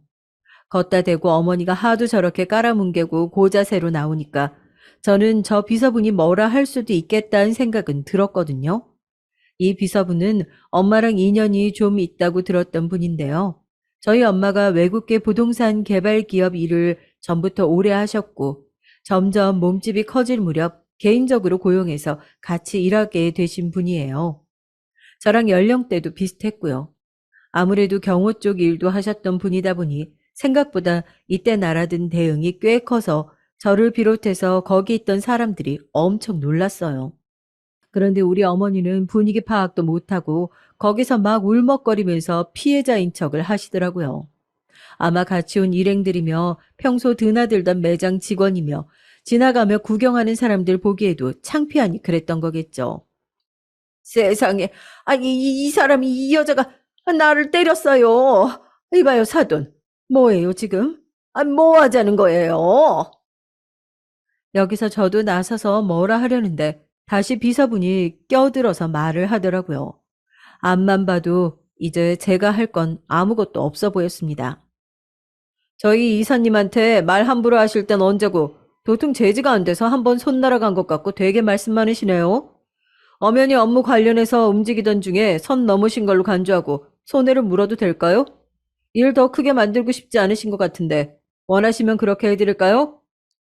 조곤조곤 얼굴 바로 앞에 대고 무섭게 말하는 비서분의 모습에 어머니는 한 대 더 얻어맞을까봐 그랬는지 어쩐지 몰라도 정말 제가 여지껏 봤던 일에 가장 긴장하고 놀란 모습이었어요. 늘 자기한테 깨갱하고 결국 져주는 아버님, 그리고 자기 맘대로 할 수 있다고 징징대면 다 들어주는 아들. 그 사이에서 맘대로 안 되는 제가 들어오니 아주 강하게 대립을 했던 거죠. 그런 와중에 주제도 모르게 그렇게 만만하게 보던 우리 엄마, 비서분이 저렇게 나서니 아주 조금은 상황 파악이 되신 것 같더라고요. 사돈이고 뭐고 그런 거 상관없이 이사님께 소란 피워서 죄송하다고 사과는 하고 가세요. 그냥 가시면 안 되죠. 이 연세에. 그런 매너 하나 안 갖추고 말만 싸지르시면 다인가요? 그러자 어머니는 마지막 남은 자존심인지 몰라도 억지로 웃으면서 어떻게든 여길 빠져나가려고 하시더군요. 그만하세요. 나도 그쪽이 누군지 어디 나부랭인지 몰라도 가만 안 있을 거니까 다 고소할 거야 나는. 너 영미 너도 두고 봐. 어머니 왜 저한테 그러세요 갑자기. 저는 아무것도 안 했어요. 어머니가 먼저 우리 엄마한테 선 넘으셨잖아요. 엄마는 이때 골치가 아팠는지 그냥 가자고 했지만 비서분은 안 된다고 했고 사실 제 마음도 그랬어요. 이런 기회는 두 번 다시 안 올 거기 때문에 한 번 계기가 있을 때 제대로 상황을 진행해 보고 싶더라고요. 저는 여기 비서분 말이 맞다고 생각해요. 엄마한테 사과해 주세요, 어머니. 멀쩡히 볼 일 있어서 옷 사러 왔고 둘러보고 있는 사람한테 무슨 여기 올 주제가 안 된다는 둥 시장이나 가란 소리를 고상하게 하고 계세요. 저랑 엄마가 뭐 바본 줄 아세요? 그동안 가만히 있으니까 그런 말 해도 되는 줄 아시는 거죠? 이 김에 제대로 사과하시고 성 그었으면 좋겠네요. 엄마네 비서분은 회사 업무를 처리함과 동시에 이런 개인 보안 관련 것들도 다 하고 계셔서 절대 물러나지 않으시더라고요. 상황에 따라 유도리 있게 넘어갈 수도 있었지만 저는 일단 힘을 실어드리고 싶었습니다. 그러자 어머니는 본인에게 시선이 완전 꽂히니 어쩔 줄 몰라 했고 결국 그렇게 우물쭈물 서 있다가 얼굴을 양손으로 완전 다 가려버리고 어정쩡하게 서서 막 몸을 비틀어가며 이러시는 거예요. 그, 알겠어요. 잘못했으니까. 그만 보내줘요. 미안하다고요. 그러면서 아주 무슨 소변 마려운 사람 마냥 무릎을 꿇는 건지 뭔지 헷갈릴 자세로 오도 가도 못하시더니 비서분이 끄덕이며 손으로 문 쪽을 탁 가리키니까 후다닥 나가버리시더라고요. 이날 일로 인해 엄마와 우리 어머니는 오늘 이 시간까지 마주하는 일은 절대 없었고요. 물론 어머니는 저와도 일절 연락을 안 하신답니다. 사실 남편은 어느 정도 들은 게 있는 듯 하더라고요. 제가 이때 단도리 하면서 말했죠. 어머니가 진짜 어지간히 우리 엄마 우습게 본 게 아니었고 솔직히 말해서 나 너무 속 시원해. 그 사람 많은 데서 시장판 옷이나 어울리는 주제라고 사람 창피 주는 게 정상이야? 그 비서분 예전에 더 험한 경호대 했던 분이야. 손만 나가서 다행인 줄 알아. 나 솔직히 그날 당신이랑 살까 말까 고민 많이 했거든? 피곤해지기 싫으면 이제 나한테 어머니 얘기하지 마. 당신이나 효도하고 살아. 그래서 남편은 이후로 어떻게 하냐면요. 자기 주제 알고 자기 엄마한테 왔다 갔다 하면서 일절 저랑 연결은 안 시키고 있답니다. 진즉 이렇게 살았어야 했는데 아쉽기도 하지만 애 더 크고 손이 많이 갈 때 시댁과 끊어서 다행이란 생각이에요. 그리고 남편 역시 자기 장모님이 그냥 일반 워킹맘인 줄 알고 있었을 텐데 그날의 일로 확실히 알았겠죠. 아무튼 이후로 별일 없이 조용히 살고 있어요. 이제 후련하게 털어놨으니 저도 제 일상을 살아가야겠네요. 모두들 추운 날씨에 건강 주의하시고 감기 조심하세요. 감사합니다. 저는 여지껏 저만 살면서 힘든 줄 알았는데 여기 사연을 보면 별의별 인생들이 다 있는 것 같아요. 안타까운 건 다들 본인의 인생이 왜 그렇게 흘러가는지 잘 모르고 살아가게 됩니다. 저도 인생에 무지했던지라 안 해도 될 고생을 많이 했었거든요. 하지만 그렇게 힘들게 살아온 이들이 선택한 방법들에 대해 너무 많은 비난은 하지 않으셨으면 좋겠어요. 우리 모두가 다 삶에 서툴고 한 발짝 뒤로 물러나서 구경할 때야 비로소 좀 잘 보이잖아요. 물론 잘 살고 계신 분들은 답답하게 느껴질 수도 있겠지만 말이에요. 제 얘기를 해보려고 합니다. 저는 결혼하고 5년 차가 되도록 아이가 생기지 않아서 아주 크게 마음고생을 했었어요. 그쯤 되니 남편도 좀 느슨해지면서 저랑 똑같은 생각으로 아이를 원하지는 않더라고요. 솔직히 우리 할 만큼 했잖아. 어떻게 이것보다 더 해? 그냥 이쯤에서 포기할 건 하고 둘이서 잘 살면 되지. 나 더 이상 병원 쫓아다니고 그런 거 하기 싫어. 자존심도 상하고. 애기 없이 살 수도 있는 거지. 꼭 그렇게 번식을 해야 되냐? 그것 때문에 맨날 가서 죄인처럼 검사받고 눈치 봐야겠냐고. 남편 말이 틀린 말은 아니고 저도 비슷하게 느낀 부분들이 많기는 했었어요. 하지만 글쎄요. 저는 그렇게 간단하게 포기하고 싶지가 않더라고요. 주변에 누가 아기를 낳으니 따라 낳고 싶다. 그런 별거 아닌 얘기가 절대 아니었거든요. 예전부터 사랑하는 사람의 아이를 낳아서 예쁘게 키우고 싶다는 생각이 아주 컸었어요. 제가 결혼하기 전 직업도 유치원 교사였고 애들을 엄청 예뻐했었습니다. 그렇게 얘기하지 마. 어디 보니까 주변에서 결혼 5년 차는 이제 불임이나 난임으로 취급하지도 않는데 그것보다 훨씬 더 심하고 길게 이 시기를 버티는 사람들도 있다고. 나라고 좋아서 무작정 애를 갖자는 건 아니야. 정말 나이가 많고 뭔가 장벽이 있으면 포기하겠지만 의사 선생님이 그러셨잖아. 포기할 시기는 아니라고. 저는 정말이지 동아줄 잡고 매달리듯이 아주 간절할 때였거든요. 그냥 쉽게 넘기고 싶지 않았어요. 결혼을 할 무렵에 남편은 전적으로 저의 편이 되어주던 사람이었는데 5년이란 시간을 지나면서 정말 무슨 물살을 타듯 빠르게 변하더라고요.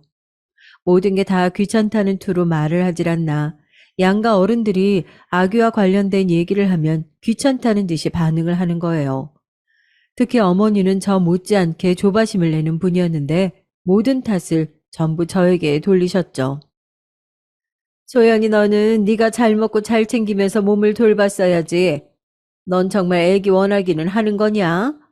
우리 친구는 문제 없다잖아. 병원도 그렇게 가보고 검사도 했다면서. 의사가 알아서 남자 편 들 정도로 빼도 박도가 안 하고 여자 문제라는 거 아니야. 아, 그럼 뭐 대책을 세워야 할 거 아니니? 아유, 답답해. 주변에 손주 없는 거 나밖에 없다. 니네 뭘 제대로 알긴 아냐, 응?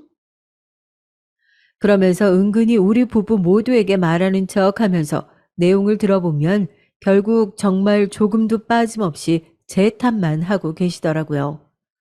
그걸 귤 까먹으면서 듣고 있던 남편이 오죽하겠나요. 자기 엄마 치마폭에 쌓여서 이제 결혼 6년 차를 바라보는 시점에서 아무것도 안 하겠다는 선언을 하더라고요.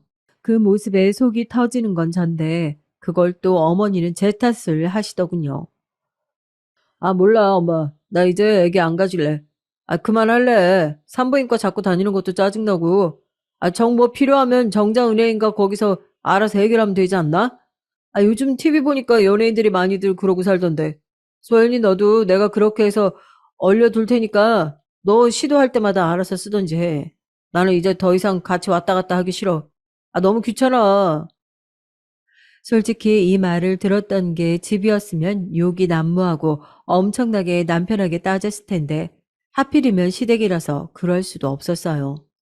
삶은 문어처럼 얼굴이 벌개져 가지고 뭐라 답하기도 힘들더라고요. 어머니는 그 말을 듣자마자 저를 아주 밉살스럽게 쳐다보시는데 왜 이 화살이 저한테 와야 되는지 알 수 없었습니다. 아휴, 그러게 뭘 5년씩이나 이렇게 끌고 있어. 5개월 안에 성공했어야지. 그 사이 여자는 나이 들고 늙고 난자도 늙었으니 뭐 도통 좋은 씨가 들어올 리가 있냐. 우리 친구 씨가 얼마나 좋은 걸 텐데 그걸 제대로 활용도 못하고 아유 이게 뭐냐고. 그러면서 어머니는 제 앞에서 하면 안 될 소리를 서슴없이 하더라고요. 여기서는 남편도 좀 눈치가 보였던지 누워서 귤 까먹다가 벌떡 일어나서 자기 엄마를 말리더라고요. 그러게 너 쫓아다니던 그 영주 있잖아. 걔랑 결혼하면 좀 좋았겠냐고. 걔는 아주 너한테 안달이 나가지고 애기부터 갖겠다고 그렇게 난리법석을 부렸는데 말이다. 그랬으면 내가 아주 혼수로 그냥 손주부터 떡두꺼비처럼 쑥 선물로 받았을 텐데. 어쩌다가 선택을 잘못해가지고 이런 고생을 하는지 몰라 정말. 과일 깎던 저는 순간적으로 굳어서 어머니를 쳐다봤고 남편은 당황해서 본인의 엄마를 마구 말리더군요. 아, 진짜 엄마 뭐 쓸데없는 소리를 해. 안 해도 될 얘기로 갖다가 진짜. 아, 엄마 우리 간다. 일어날게. 그런데도 어머니는 본인이 뭘 잘못했는지 모르고 그냥 무식하게 쭉 말씀하시는 거예요. 아니, 어딜 가? 차고 가. 온 지 얼마나 됐다고 궁둥이를 떼고 간다고 법석이야. 예소연아, 가서 국 좀 봐라. 저거 오래 끓여서 빨리 꺼야 돼. 아무렇지 않게 저한테 계속 주방 일을 떠넘기시고 시키면서 어떻게 못 부려먹어서 안달이시더라고요. 하지만 이 날은 날이 날이었고 어머니가 보통 실언을 하신 게 아니다 보니 제 분노는 가라앉지 않았습니다. 굳은 얼굴로 서 있는 제 모습을 본 남편은 아무래도 이거 잘못 걸렸다 싶었던 거죠. 엄마, 다음에 먹을게. 괜찮아, 우리 집에 먹을 거 많아. 우리 간다. 그러면서 서둘러 짐을 챙겨가지고 시댁 현관을 나섰고 아들이 저렇게 차키를 들고 사라지니 어머니도 뭐 별 수 없었나 봐요. 아니, 집에 꿀 발라뒀어? 왜 집에 간다는 거야? 아유, 하여간 소연이 네가 친구 좀 잘 챙겨라. 쟤 저렇게 뒤룩뒤룩 살만 쪄가지고 어떡하니? 네가 단 거나 소세지랑 고기 같은 건 너무 못 먹게 해. 니네 아버님도 혈압 높고 해서 지금 저렇게 고생하잖아. 친구까지 고혈압 되는 꼴은 내가 진짜 못 봐. 이 말을 들으니 어찌나 화딱지가 나던지 평소 같으면 돌덩이를 삼키듯 참는데 저도 그만 빵 터져서 어머니한테 대들어 버렸어요. 어머니는 꼴 같지 않게 대든다고 생각하셨는지 저를 향한 분노를 주체 못하시더라고요. 어머니, 진구 씨 살찐 거 왜 제가 책임져야 돼요? 어머니랑 살 때도 말 안 들었던 아들인데 어머니 곁에 떠나서 말 듣겠냐고요. 왜 저한테 시키세요? 사실 이보다 하고 싶은 말은 훨씬 더 많았는데 너무 어이가 없어서 그런지 어버버버 말이 이상하게 쏟아져 나왔습니다. 그리고 사실상 결혼하고 5년이 넘도록 어머니한테 이렇게 대들어 본 적도 없었거든요. 뭐야? 아이고, 얘 소리 지르는 거 보게. 너 지금 나한테 눈 희번덕 뜨고 달려드는 거니? 이야, 세상 말세다. 세상 좋아졌어, 아주. 어디서 며느리가 시애미를 잡아먹으려고 눈을 그렇게 부라려? 내가 틀린 말 했냐? 남자는 여자 잘 만나야 인생이 피는 거야. 네가 그동안 친구랑 살면서 한 게 뭐가 있어? 애기를 낳아줬어. 뭘 했어? 남편 하나 건강 챙기는 걸 못해가지고 저런 한심한 꼴을 만드냐. 이 말에 저는 평소 제가 생각하고 있던 말이 입 밖으로 나와버렸어요. 사실 저도 화가 많이 나긴 했지만 말꼬리를 잡는 식으로 이어지는 건 참았어야 했는데 말이죠. 이런 건 좀 후회되더라고요. 괜히 남편과의 관계에 더 불을 지른 느낌이 되어버려서 이후로 우리는 꽤나 냉전을 갖게 됐습니다. 남편 건강을 제가 왜 챙겨요? 어머니 아들은 제 건강 안 챙겨줘요. 제가 맨날 난임으로 고생하고 치료받으러 다니는 거 알면서 그 흔한 차 한 번 태워준 적이 없어요. 저는 당연히 남편한테 아무런 취급을 당해도 괜찮은 건가요? 그리고 남편 건강 못 챙기는 게 여자 탓이면 아버님 아프신 것도 어머님 탓인가요? 진짜 아무리 생각해도 저 마지막 말은 안 했어야 맞는 건데 괜히 열받아서 저 말까지 폭탄처럼 터뜨렸다가 나중에 본전도 못 찾게 된 겁니다. 차에 타 있는 동안 아무리 기다려도 제가 오질 않고 와서 보니 자기 엄마랑 고성을 지르면서 싸우고 있는 저를 남편이 본 거예요. 그리고 하필 제가 최악의 타이밍으로 이런 말을 하고 있는 것을 듣고서는 제대로 성질이 났더라고요. 돌아오는 차 안에서 아주 사납게 씩씩거렸습니다. 야, 소연이 너 우리 엄마한테 어떻게 말을 그따위로 하냐? 너 내가 장모님한테 그런 식으로 소리 지르고 대든 적 있어? 내가 지금 당장 장모님한테 쫓아가서 그딴 식으로 굴어볼까? 와, 나 진짜 너무 어이가 없네.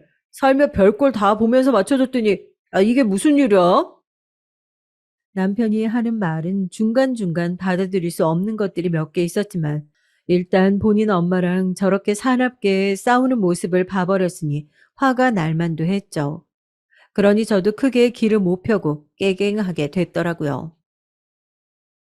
솔직히 내가 틀린 말은 한 게 없어. 어머니가 그냥 나보고 자꾸 탓하시니까 당신 살찐 것까지 나보고 내가 안 챙겨서 그런 거라고 하시잖아. 남편 못 챙긴 건 잘못이라고. 아, 그러니까 화 안 나겠어. 이렇게 소심하게 꿍얼꿍얼 거렸는데 남편은 듣지도 않고 점점 더 성질만 내더라고요.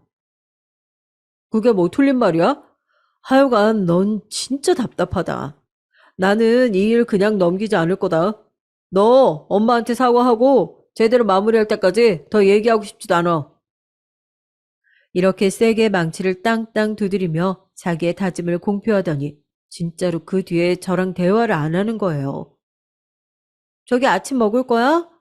나 이제 밥 차릴 건데 대답 좀 해봐.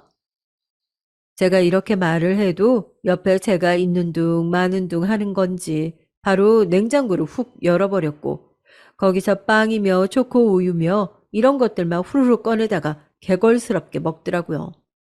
제가 준비해둔 반찬이라든지 찌개 같은 것들도 냉장고 안에 있었는데 뻔히 보이는데도 손을 안 대더라고요. 처음에는 답답했지만 이러다가 말겠지. 1, 2주면 괜찮겠지 생각했어요. 하지만 남편은 그러고도 계속해서 이런 냉전 상태를 야멸차게 이어갔고 제가 보내는 톡이나 전화도 도통 받질 않았습니다. 어떻게 한 집에 살고 있으면서 이럴 수 있는 건지 나중에는 분노가 폭발해서 남편에게 와장창 터뜨렸어요. 그랬더니 돌아오는 말이 아주 웃기지도 않는 거예요.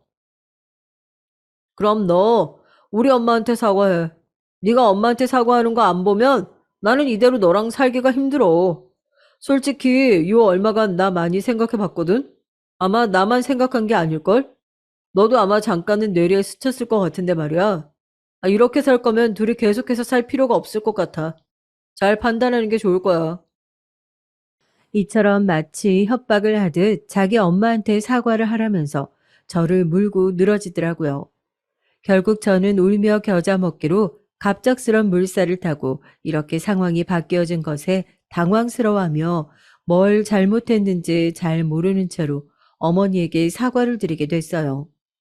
제 말실수 하나로 이혼을 하자고 붙잡고 늘어지는 남편을 이해할 수 없었고 미웠어요. 하지만 어찌되었건 저에게 뭔가 잘못이 있어서 책 잡히고 싶지 않았고, 그리고 이걸로 이혼이라니 솔직히 너무 황당했거든요. 결혼한 지 좀 된 친구에게 이런 부분을 상담했더니 친구는 대강 들어보더니 순간 아주 절망적인, 너무 극단적인 얘기를 하는 거예요. 듣고 깜짝 놀라서 그런 쪽으로는 연결짓지 말라고 했는데 아무리 생각해봐도 이런 추측을 괜히 하는 건 아닌가 봐요. 야, 너 아무리 봐도 말이야. 내가 이런 얘기 좀 미안하지만 네 남편 여자 있는 것 같아. 남자들 절대 쥐뿔도 없이 이혼할 생각 안 한다? 애기 안 생긴다고 고작 그깟 짓거 가지고 그렇게 물고 늘어지다가 니네 엄마랑 너랑 사이니까 뭐 언제는 좋았다고 좀 싸웠다고 이혼하자고? 그건 그냥 계기인 거고 구실인 거지. 자기는 나쁜 놈 되고 싶지는 않은데 이혼을 하고 싶고. 그러니까 괜히 그 빌미를 너한테 있는 척 저렇게 몰아가는 거야. 어머, 뭐야? 왜 말을 그렇게 해? 그런 상황까진 아니야. 그렇게 말하지 마. 듣고 너무 찝찝해서 이렇게 말을 하긴 했지만 친구가 했던 말들이 자꾸 생각나서 견딜 수가 없었습니다. 여전히 저에게 냉랭하게 대하고 저에 대해 바라는 기준이 한도 끝도 없이 높아져 버린 남편의 모습을 보니까 스트레스가 되더라고요. 자기가 시키는 대로 어머니께 사과도 했는데 조금도 만족스럽지 않았나 봐요. 소연이 너 집이 왜 이 꼴이야? 직장 다닌다고 너만 힘들다고 하지 말고 집 좀 제대로 치워. 내가 너보고 일하라고 한 것도 아닌데 왜 본인이 다니면서 자꾸 힘들다고 그래? 그래놓고 애기는 안 생긴다고 어쩐다 그러지 말고 그냥 할 거 하나만 똑부러지게 해. 알았어? 그러면서 나중에 제가 생활비로 자기한테 얼마 받아가는 것도 싫은지 갑자기 이상한 말을 카톡으로 대뜸 보내는 거예요. 소연아, 이제부터 생활비 내가 이체해 줄 테니까 그렇게 알아. 나머지는 내가 알아서 저금할게. 그리고 쓴 내역은 다 가계부 쓰고 나한테 주마다 보고해. 회사에서 이런 카톡을 받은 저는 갑작스럽게 저와의 일상을 멋대로 변경하려는 모습에 너무 놀랐어요. 바로 전화를 했지만 아주 귀찮다는 듯 받더라고요. 왜? 뭐 때문에 일하는데 전화를 해? 너는 일 안 해? 회사에서 이렇게 전화해도 되는 거야? 그러면서 제대로 설명도 해주지 않고 그냥 무작정 제가 받아들여 주기만을 바라더라고요. 설명은 해줘야 할 거 아니야. 갑자기 이러는 게 어딨어? 아니, 내가 당신 돈이 아깝고 어쩌고 그렇다기보다 왜 갑자기 이런 걸 바꾸는 거야? 나한테 자세하게 말도 안 해줬잖아. 남편은 제 말에 요리조리 쏙쏙 피해가면서 정확하게 답하지 않았고 그저 자기는 그동안 너무 저에게 뭘 맡겼었다는 둥 말 같지도 않은 핑계를 댔어요. 몰라. 그냥 내가 관리하고 싶어졌어. 내가 번 돈 내가 쓰는 것도 안 돼? 솔직히 월급 내가 너보다 훨씬 더 버는데, 이걸 갖고 너한테 보내놓고 나는 용돈 타 쓰는 거 너무 웃기잖아. 힘들어서 번 돈은 다 생활비로 나가버리고 나는 얼마 만져보지도 못하고 말이야. 그냥 내가 얼마 저금하고 너 줄 테니까 그거 써. 그리고 너도 돈 버는데 생활비를 나만 부담해야 돼? 너도 좀 내.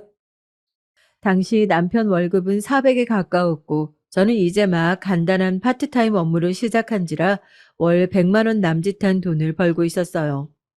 아주 월급이 짠 곳이었고 시간도 많이 차지하고 힘들기는 했답니다. 하지만 아이가 자꾸 생기지 않고 중간에 한번 보냈던 아픔을 치유해주기엔 이런 아무 생각 없는 반복적인 노동이 좋아서 그냥 한 거죠. 그거 얼마 번다고 저의 4배를 벌고 있는 남편이 그걸 쪼개서 저보고 돈을 보태라는 거예요. 갑자기 뚝 잘라서 생활비도 적게 주고 말이에요. 이 부분에 대해서 설명이 필요한 것 같다고 말을 해도 듣질 않는 거였습니다. 그만 얘기해. 나 이래야 돼. 끊는다.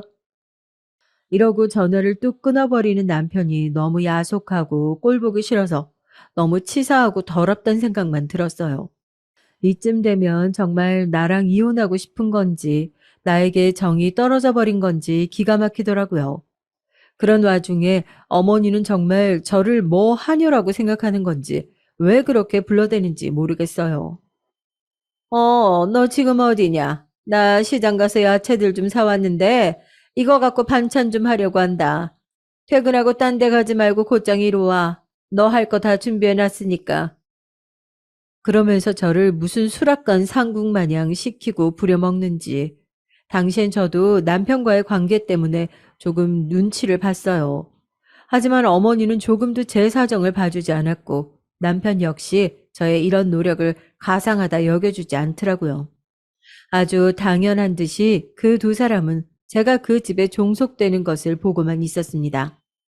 처음에는 장단을 맞추면서 따라다녔으나 시간이 갈수록 조금도 해결이 안 되더라고요. 급기야 어머니는 사람들 앞에서 저를 완전히 망신주기까지 하셨어요.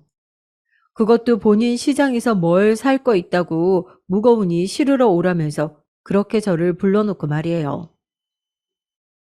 아, 우리 며느리이긴 한데 여간 쓸데가 없다.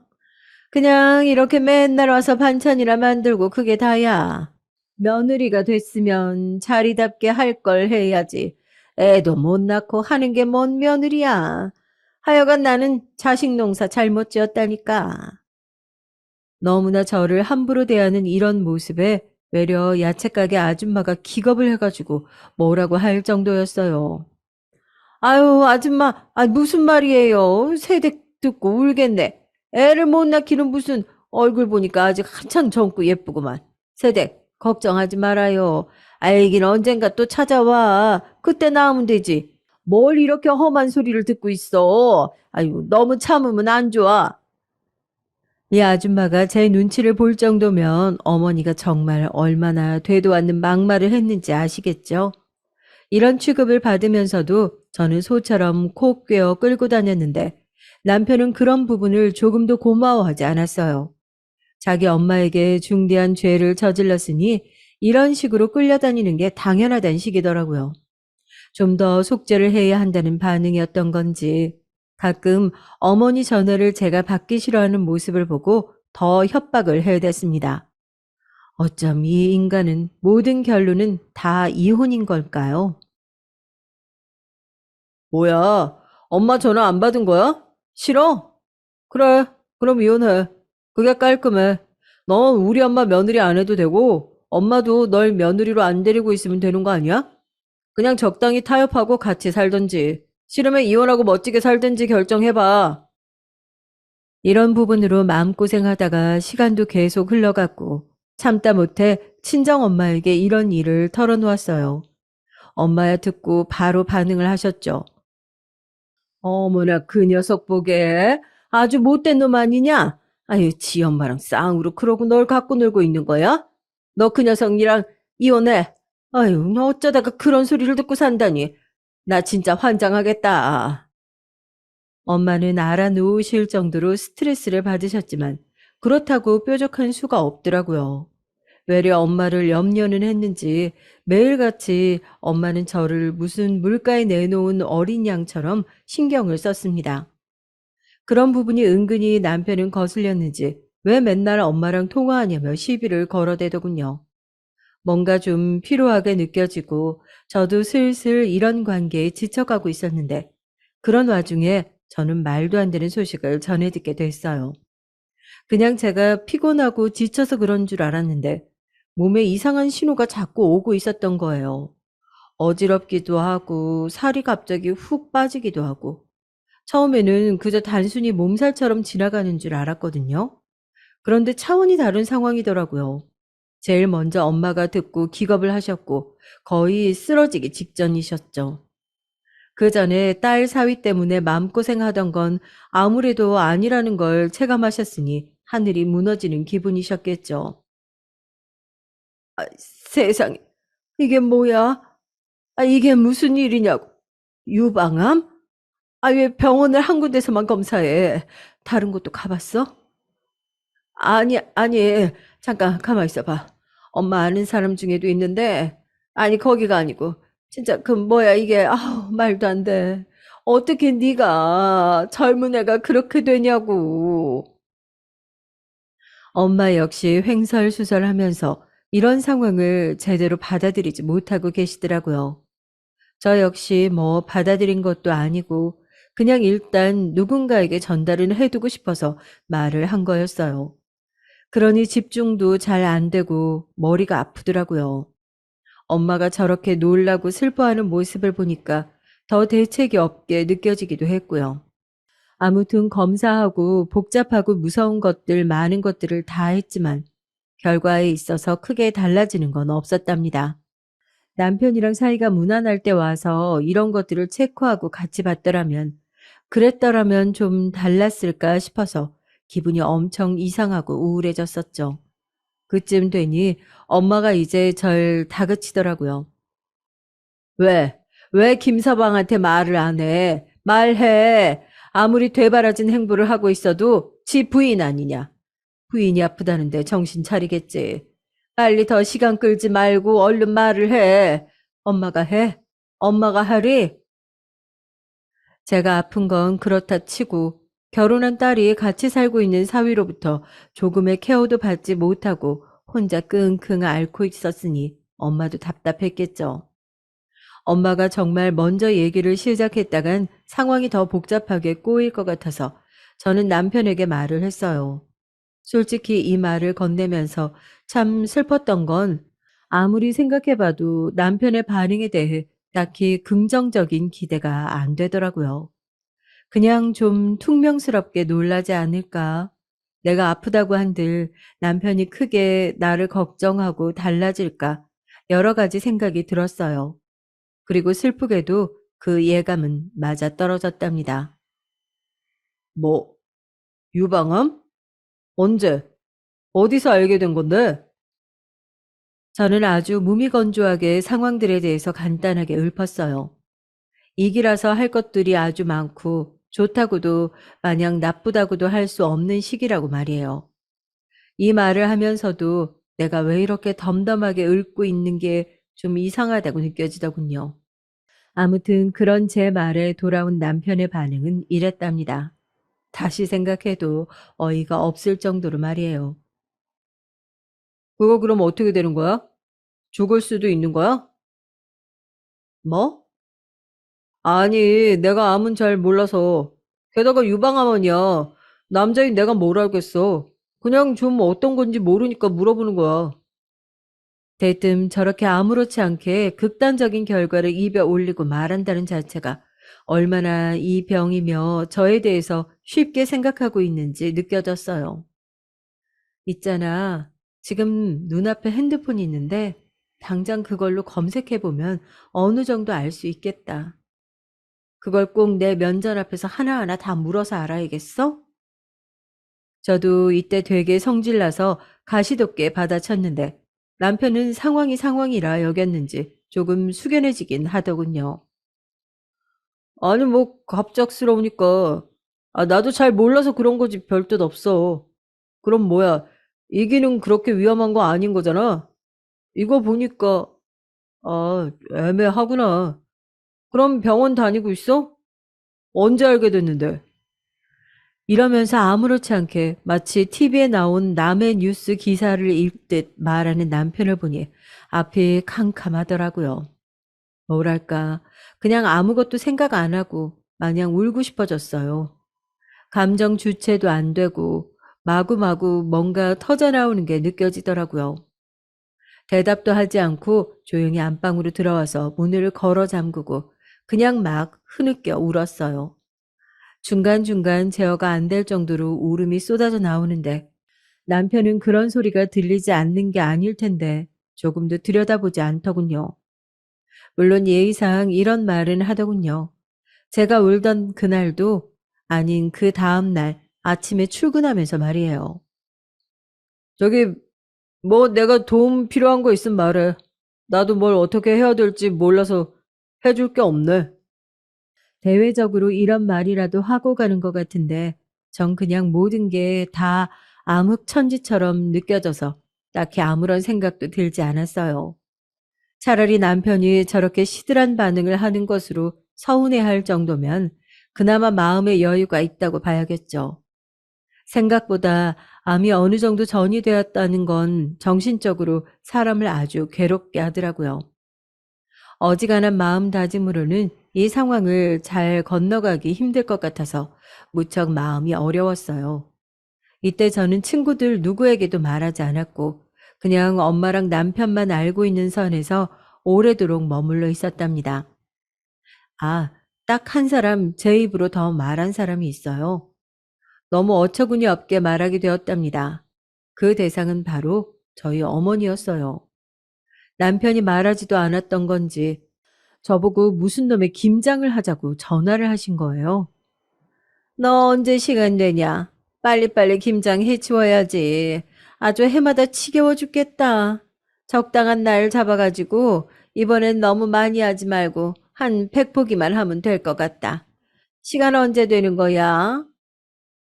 이런 어머니에게 저는 한숨이 팍팍 나오는 와중에 다시 좀 진정하고 말씀을 드렸는데 돌아오는 반응이 무슨 완전 코미디 그 자체더군요. 뭐, 유방암? 아이고, 세상에. 그게 진짜냐?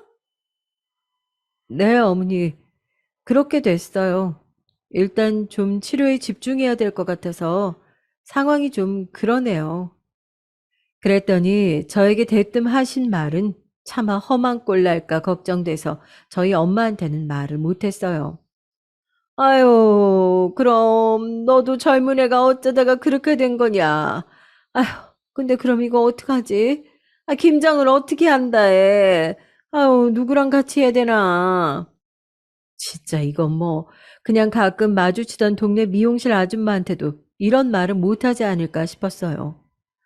어떻게 자기 아들이랑 살아주는 며느리가 유방암에 걸려서 심각한 상태에 있다는데 김장 걱정을 그 앞에서 하고 있답니까? 말이라도 아무리 안 내켜도 일단 병에 관련된 화제로 얘기를 하고 마무리를 지어야 되는 거 아닌가요? 전화 끊고도 너무 기가 막혀서 잠깐 정적이 있다가 일단 그조차도 그냥 무시할 수밖에 없었어요. 병이라는 게 이래서 무서운 것 같아요.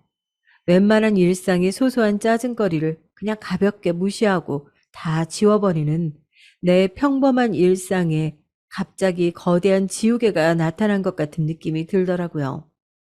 하지만 좀 시간이 지나서 저는 최대한 제 상황을 객관적으로 보자고 마음을 먹었어요. 어쩔 수 없는 거잖아요. 당장 죽는다고 한 것도 아니고 병원에서는 일단 할 수 있는 거 다 해보자고 했었거든요. 그리고 정황이 좋은 것도 아니지만 마냥 나쁘다고 보기도 힘들다고 했어요. 그러니 엄마는 그나마 한숨을 놓으셨죠. 아휴, 그래도 치료하고 방사선 뭣도 하고 항암도 하고 수술도 하고 어쩌고 해서 좀 지켜보자는 거지. 좀 더 심각하고 막 무서운 거 그런 거 아니지? 그래, 엄마. 수술도 수술이지만 이후에 항암하면서 좀 힘들 것 같아. 먹는 것도 조심해야 하긴 하는데 이것도 다들 말이 다르네. 아무튼 엄마가 걱정하는 그런 끔찍한 상황까지는 아니니까 마음 좀 진정시켜도 될 거야. 제가 말한 것 그대로의 상황이었기 때문에 저도 어느 정도는 이제 마음의 끈을 동여매고 좀 정신을 차려야 했어요. 남편은 한 집에 살면서 제 눈치를 조금 보는 듯 했지만 그렇다고 뭐 적극적으로 뭘 해보고 마음을 써보자는 생각은 없어 보이더군요. 사실 제가 그런 아픈 상태가 아니었다면 이렇게 숨막히듯 이어지는 무관심한 일상들을 어떻게든 결론을 내리려고 했을 거예요. 그런데 당장 제 건강이 영순위인데 뭘 더 따져보겠어요. 그러다 보니 남편이 어떤 일상을 자기 나름대로 살아가고 있는지 저는 알 길이 없었어요. 헌데 그러던 어느 날 힘없이 방에 누워있던 저는 거실에서 남편이 통화하는 걸 듣게 됐습니다. 저도 잠결에 대충 듣긴 했지만 제 귀 안에 또렷하게 박히는 걸 보니 꿈이 아니었던 것이죠. 아, 엄마. 나야. 아, 왜 자꾸 전화해서 물어봐? 나도 모른다니까. 아, 며칠 전에 물어봤더니 또 그렇게 막 다 끝난 병은 아닌가 봐. 아, 이래저래 뭐 하고 뭐 하면 그럭저럭 산다던데. 아, 요즘 암이 뭐 옛날 암 같은 거 아니잖아. 아, 저렇게 당사자가 말하는 거 보니까 어찌어찌 살겠지 뭐. 딱 봐도 제 병에 대해서 얘기하고 있는 것 같았는데 돌아가는 대화 패턴이 아주 극악한 수준이더라고요. 해도 해도 그렇지 저랑 남편이 한 며칠 만나서 결혼하고 이제 막 4, 5개월 된 사이도 아닌데 하늘이 무너지는 것 같은 기분이 들었습니다.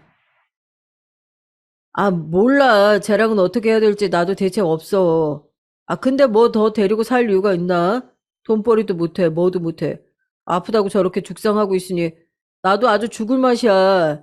아유, 인생에 보람이 없다니까. 쟤 저거 암만 아니었으면 진즉 나도 결론 내렸지. 아, 근데 지금 타이밍이 이렇게 돼서 나도 죽겠어, 엄마. 와, 남편은 그냥 제가 너무 거추장스러워서 죽겠나 봐요. 안 그래도 이혼하고 버리려던 차에 암까지 걸린 와이프가 너무너무 지겹고 귀찮은 거죠. 지도 인간이랍시고 차마 아픈 사람한테 이혼하자니 양심에 찔리지만 마음으론 이미 이혼한 상태였거든요. 큰 기대를 하지 않았지만 그보다 더 처참한 이런 현실 안에 저와 남편이 있다는 것은 무척 괴롭게 느껴지더라고요. 하지만 크게 내세워 싸울 상황이 못 된다는 것이 절 더 비참하게 만들었어요.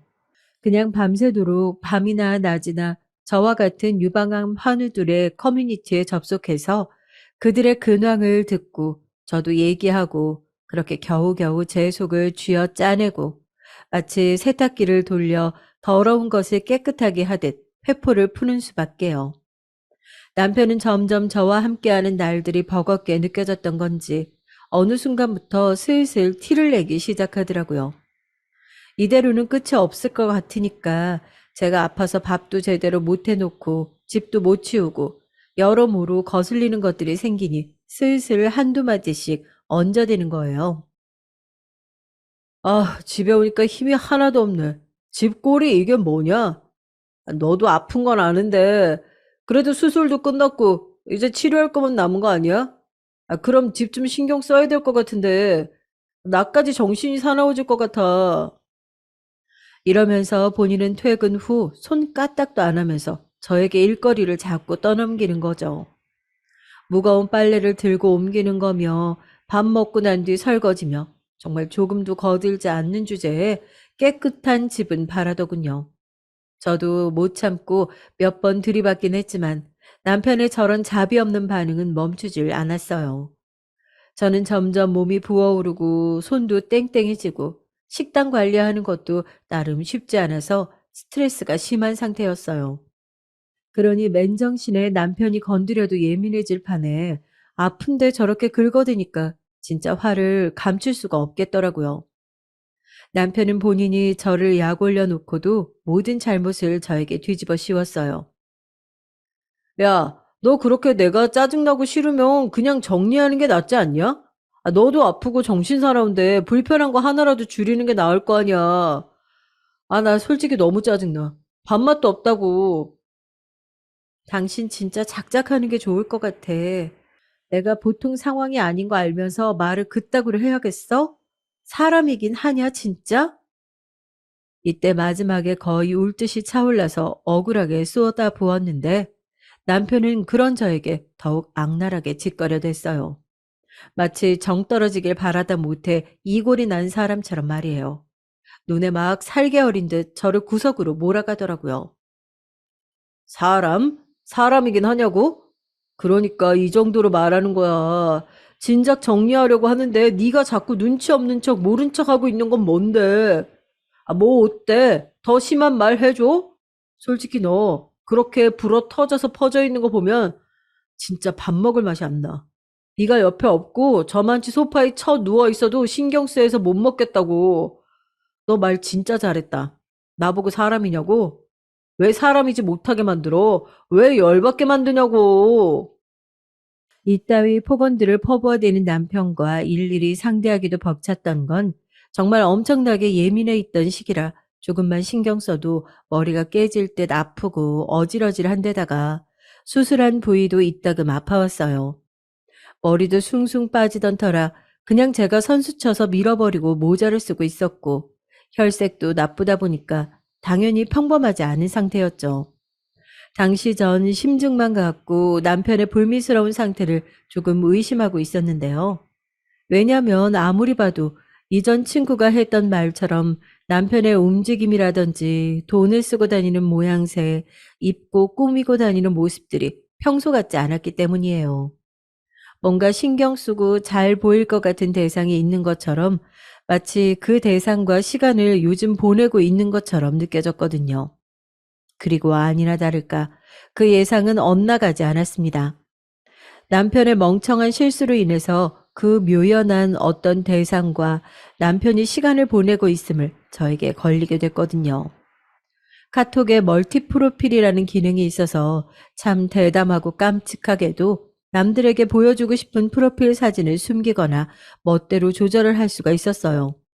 그걸 저에게 숨기고 있었나 본데 먼 버튼을 누르면서 잘못 설정했던 건지 저에 대해 차단을 걸어두었던 걸 해제시켰었나 봐요. 남편이 제주도 출장을 간다고 성의 없는 말만 던져두고 사라졌던 이튿날 아침, 저는 겨우 몸을 일으켜서 침대에서 핸드폰을 보다가 이상한 사진을 보게 됐어요. 카톡 프로필을 바꾼 상태의 사진들이 쭉 뜨는데 제가 남편이라고 저장해 놓은 화면에 남편과 어떤 여자의 얼굴이 희미하게 뜨는 거예요. 클릭해서 크게 확대해 보니까 남편이 멍청한 인간이 본인 손으로 저에게 상간녀와의 사랑을 광고해 두었더라고요. 아마 저 의기양양한 인간이 제 손으로 저런 짓을 했을 리 없고 뭘 잘못 눌렀던지 아니면 좀 더 나아가서 생각해 보면 그 상간녀가 고의적으로 저에게 알리고 싶었던 건지 모르겠어요. 아무튼 그렇게 상황이 흘러가 버렸고 저는 눈을 감고 한참을 숨을 쉬지 못하다가 겨우 뜬 채 그 사진을 달달 떨어가며 캡처하게 됐죠. 내가 이 사진을 뭔가 증거로 쓸 일이 없으면 하는 신락 같은 바람이 있었지만 아마 있게 될 수도 있다는 구슬픈 예감이 들더군요. 아주 당당하게 저에게 출장이라고 속이며 사라졌던 남편이 4박 5일로 갔으니 돌아오면 어떻게 이 사실을 갖고 숨이 막히게 해야 하나 고민하고 있었어요. 정말 뭘 해도 내 마음을 편하게 해주질 않는구나. 끝내 내 숨을 조여야 성이 차는 건가 싶어 한숨만 나오더군요. 고민 끝에 친정 엄마에게 말을 했고 당연히 엄마는 기절할 기세였습니다. 요 근래 얼마간은 자꾸 엄마를 놀래키기만 해서 너무 죄송스럽다고요. 이놈의 김서방 새끼 내가 공항으로 가서 다 그것들 잡아서 가만 안 둘 거야. 소연이 너는 가만 있어. 이 말을 하면서 울고 싶지 않았는데 저도 모르게 그냥 울음이 막 쏟아지더라고요.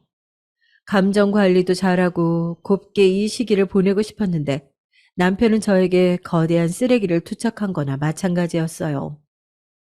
엄마, 나 일단 좀 진정해야 되는데 이 인간 하는 꼬락지 보면 정말 죽어라 하는 것 같아. 어쩜 이러나 같이 키워온 강아지도 이러진 않겠는데 말이야. 아니면 걸리지나 말지. 어떻게 하지? 나 그만하고 싶어 정말. 소연아, 너 정신 똑바로 차려. 네가 무슨 잘못이야. 너는 아무 잘못 없어. 너는 그러면서 결국 엄마도 펑 하고 터져나온 울음을 주체하지 못했고 우리는 그렇게 핸드폰 너머로 이렇다 싶게 말 같은 걸 제대로 표현하지 못한 채 짐승처럼 울기만 했어요. 시간이 한참 지나 겨우 추스르고 전화를 끊었고 그 이후 한 반나절간은 정말 죽은 듯 침대 위에 멍하니 누워있기만 했죠. 물 위에 가만히 눈을 감고 떠 있는 사람 마냥 그렇게 있는데 벼랑간 시끄럽게 핸드폰이 울려대더라고요. 안 봐도 당연히 엄마일 것 같아서 그냥 놔뒀는데 어지간히 제 걱정이 됐는지 진짜 시끄럽게 계속 울려대는 거예요. 어쩔 수 없이 핸드폰을 무심히 쳐다봤는데 계속 걸려오고 있는 그 전화는 엄마가 아닌 거예요. 다름 아닌 저희 시어머니였습니다. 뭔 일로 전화하나 싶어서 더 짜증이 나서 핸드폰을 엎어놨는데 정말 미친 듯이 잠깐 몇 초 만에 간격을 두고 계속해서 걸려오는 거예요. 이거 안 되겠다 싶어서 짜증스레 전화를 받았는데 어머니의 목소리가 좀 평범하지 않았어요. 저, 소연아. 웬일로 내 이름을 낯간지럽게 부르나 해서 뭘 시켜 먹으려고 하나 싶어 대충 대꾸를 했는데요. 뭔가 시켜 먹으려고 했던 시커먼 속을 갖고 있는 건 맞았더라고요. 하지만 생각보다 아주 심각한, 간단하지 않은 처절한 상황이라 저도 듣고 많이 놀라긴 했습니다. 그렇다고 어머니 뜻대로 따라줄 생각은 꿈에도 없었지만 말이에요. 저, 친구가, 아휴, 친구가 지금 큰일 났어. 큰일 났다고. 어머니는 제가 몇 번이나 대체 무슨 일이냐고 물어도 말을 잇지 못하고 흐느끼시더니 끝내 이 심상치 않은 일이 뭔지 힘겹게 쏟아내시더군요. 제가 볼 때 어머니는 본인 아들이 출장을 갔다고 말은 하시지만 아무래도 알고 있는 것 같았어요. 아들이 며느리가 아닌 딴 여자랑 여행을 갔었다는 걸 말이에요. 제가 자세한 상황을 물으니 그건 계속 얼버무리시더라고요. 아유, 그게 나도 모르겠다, 나도. 아, 뭐 이 옆에 회사 직원들이랑 있었던 모양이야. 그런데 글쎄 차들끼리 우당탕탕 부딪혀서 큰 차가 우리 친구 차를 받았다고 하더라고. 아유. 어머니가 한 얘기를 종합해 보니 남편이 타고 있던 렌트카가 아주 처절한 사고를 당한 상황이었나 봐요. 화물차였는진 모르겠지만 하여간 엄청난 집차만한 차가 남편을 좀 더 정확히 말하자면 그 상간녀와 같이 타고 있던 차를 덮쳤던 모양이더군요. 어머니는 아들 죽게 생겼다며 울고불고 아주 초상이 난 사람처럼 저한테 하소연을 해대기 시작했고 저보고도 얼른 움직여서 같이 가보자고 난리도 아니었어요. 이게 보통 일은 아닌 것 같긴 했지만 저는 곱게 남편을 볼 수 있는 마음의 상태도 몸도 아니었어요. 어머니는 이런 때가 돼서야 하나밖에 없는 며느리랍시고 저를 데리고 가서 이것저것 상황을 알아보고 다 맡기고 싶으셨나 봐요. 하지만 저는 그러고 싶은 마음이 정말 놀랄 만큼 아주 조금도 들지 않더라고요. 말로만 전해 들은 그 사고는 상상할 때 눈을 감고 떠올려 보니 확실히 끔찍하게 느껴지긴 했습니다. 평소 운전을 좋아하지 않고 차를 무서워하던 사람이었으니까요. 그랬던 인간이 운전대를 잡았다니 어지간히 그 여자랑 노는 게 좋았나 봅니다. 어머니한테 이런 일을 내가 가타부터 알고 있다고 새삼 이 지경에 말하기도 다 버겁고 모든 게 귀찮게 여겨지더라고요. 어쩌면 인과응보가 아닐까요? 남편이 제 비극적인 일상에 조금이라도 신경을 기울여 주었다면 적어도 저는 같이 찾아가서 상황을 정리해 주려는 척이라도 했을 거예요. 부부로서, 남녀로서의 감정이 남아있지 않다고 해도 말이에요. 같이 산 날들이 있고 보낸 시간들이 있으니까 적어도 인간 대 인간으로 예의는 지켰을 거란 말이에요. 그런데 그 간단한 것조차 하고 싶지 않아져서 적당하게 어머니에게 거절 의사를 표현했어요. 역시나 아주 노발대발하면서 노인네가 지가 나한테 했던 짓거리나 지 아들이 했던 것들은 잘도 까먹고 심파를 찍고 있더라고요. 아니, 암이 그렇게나 대수냐? 네 남편 다 죽게 생겼어. 당장 목숨이 끊어지게 됐다고. 여차하면 반병신 될 수도 있다던데. 너는 할 거 뭐 다 끝났다며 움직일 수도 있고 할 거 하면서 왜 안 간다는 거야? 아, 네가 인간이냐, 응? 아주 엄한 화풀이를 어머니는 저에게 퍼부으면서 남편이 산 송장이 된 상황에 안 움직이는 저를 독한 년이라며 막말을 서슴지 않으시더군요. 그렇게 퍼부을 시간에 본인이 우리 중 가장 몸이 멀쩡한 주제에 자기 혼자 가서 알아보면 되겠구만. 왜 시끄럽게 하나 싶어 전화를 끊어버렸어요. 엄마에게 이 사실을 전했더니 어이없으신 듯 하면서도 한편으론 무서워하시더라고요. 세상에. 아이, 그럼 식물인간이 될 수 있는 거야? 네, 참, 어이가 없다. 세상사 말이야. 돌아가는 게 진짜 무섭다. 아, 너가 그렇게 당하고 있을 때 엄마는 아무것도 못 해줘서 매일 죽을 것 같았어. 근데 진짜 인과응보인지 그런 게 있는가 보다. 그래, 세상 공짜는 없어. 죄 짓고는 못 산단 말이 어느 종교에나 통하는 이유가 있는 거지. 아이고, 웬일이냐, 진짜. 엄마는 내심 저에게 모질게 굴고 버리려고 했던 남편을 본인이 어떻게 좀 야단쳐서 버릇을 잡으려고 했지만 그게 뜻대로 되지 않았잖아요. 그러니 더더욱 짠함과 원망, 분노가 컸던 것 같아요. 그 와중에 사위가 저런 불의의 사고를 당했다고 하니까 당연히 쌤통이란 생각까진 할 수 없겠지만 어쨌건 그렇게 안쓰럽다, 불쌍하다는 생각 역시 할 수 없는 거죠. 이후 며칠 지나면서 정황에 대해 얘기가 계속 나왔던 모양인데 우리 어머니는 본인 아들에 대한 관심이나 지극히 쏟을 것이지 저에 대해서 도통 포기하지를 않더라고요.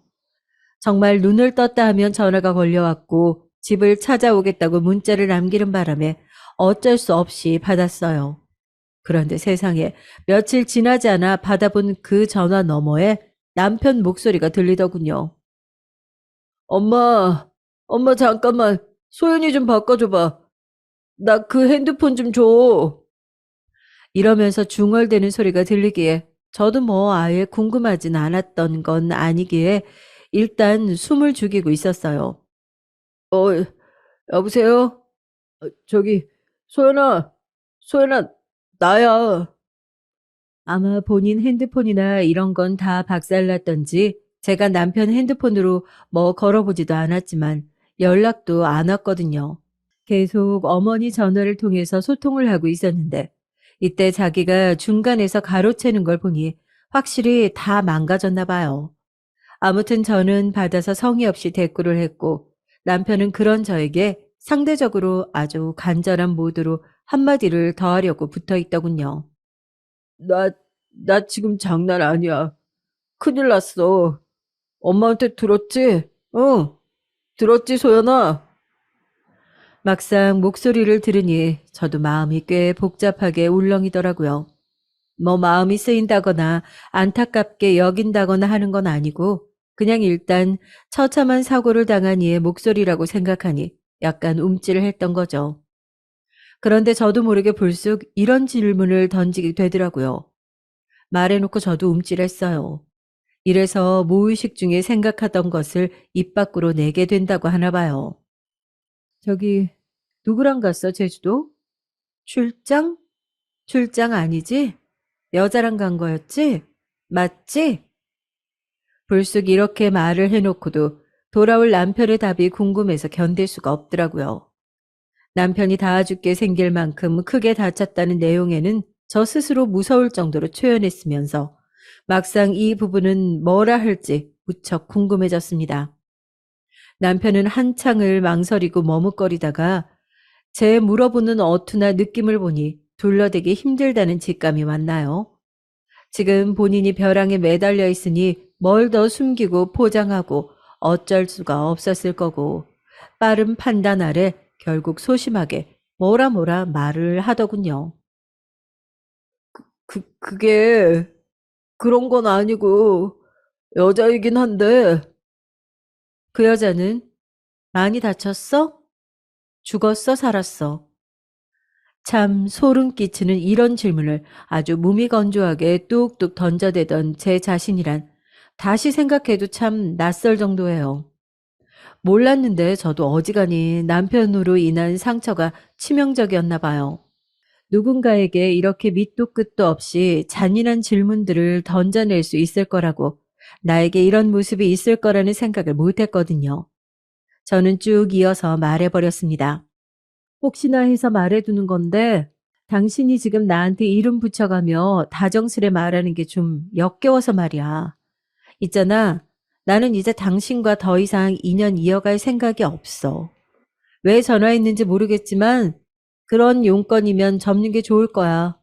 어머니한테 대강 들었는데 양쪽 다리 잃었다며? 그냥 그런가 하고 살아. 아니면 그 여자한테 간호받던지. 아, 혹시 둘 다 반병신이 된 건 아니지?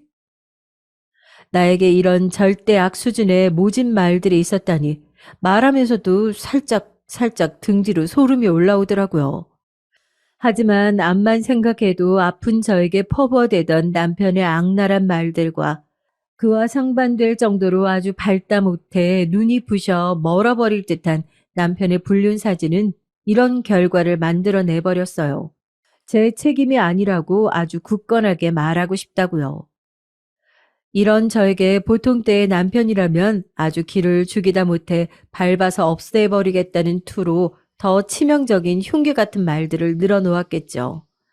하지만 본인의 상황이 완전히 슈퍼 을이나 마찬가지다 보니 이런 말을 감히 읊을 수가 없었나 봐요.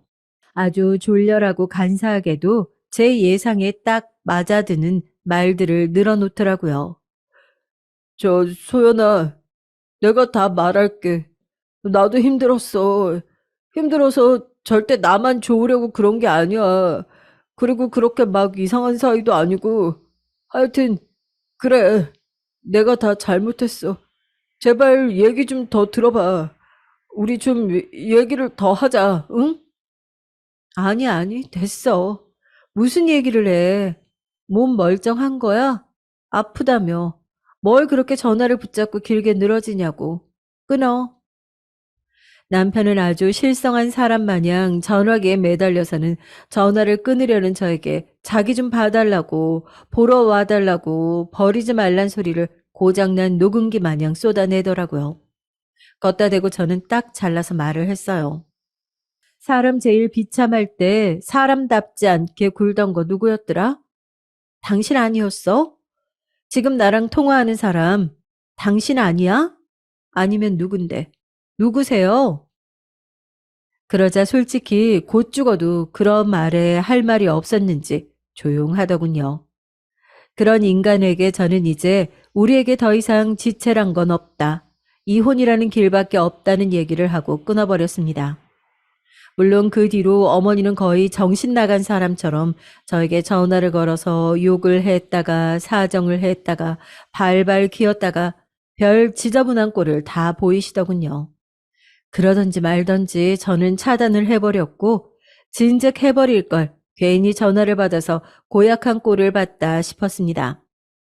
짐은 정리를 해서 엄마한테 와 있고 일단 할 일들이 많긴 하지만 뭐든 빨리 칼을 뽑아서 끝내버리고 싶더라고요. 제 상태요. 저는 그럭저럭 일단은 회복이란 단계 안에 있어요. 이후로 어떻게 될지 모르지만 최대한 제 몸 상태에 대해서는 이제 더 이상 긍정 이상의 생각은 그만두고 싶어요. 충분히 남편으로 인해서 시달렸고 나 혼자 건너기도 힘든 이 위태위태한 징검다리를 저 인간에게 시달리고 싶지 않거든요. 이미 충분히 힘들고 괴로운데 저 인간으로 인해 돌아갈 다리마저 끊기고 싶지 않아요. 저만 생각하면서 살고 싶습니다. 뭐 남편과 상간녀의 사이가 어떻게 되었는지 알고 싶지 않지만 이혼만은 절대 하고 싶지 않은 듯한 남편의 말로는 상간녀도 처참하게 다쳤다고 하더군요. 어느 정도 다쳤는지 몰라도 장님과 절름발이가 서로 의지하며 이 세상 잘 살아가 보라고 하고 욕설을 퍼부었어요. 이제 정말로 조금도 그쪽에 신경을 기울이지 않고 저 혼자 단돌이 잘 하면서 살아가고 싶습니다.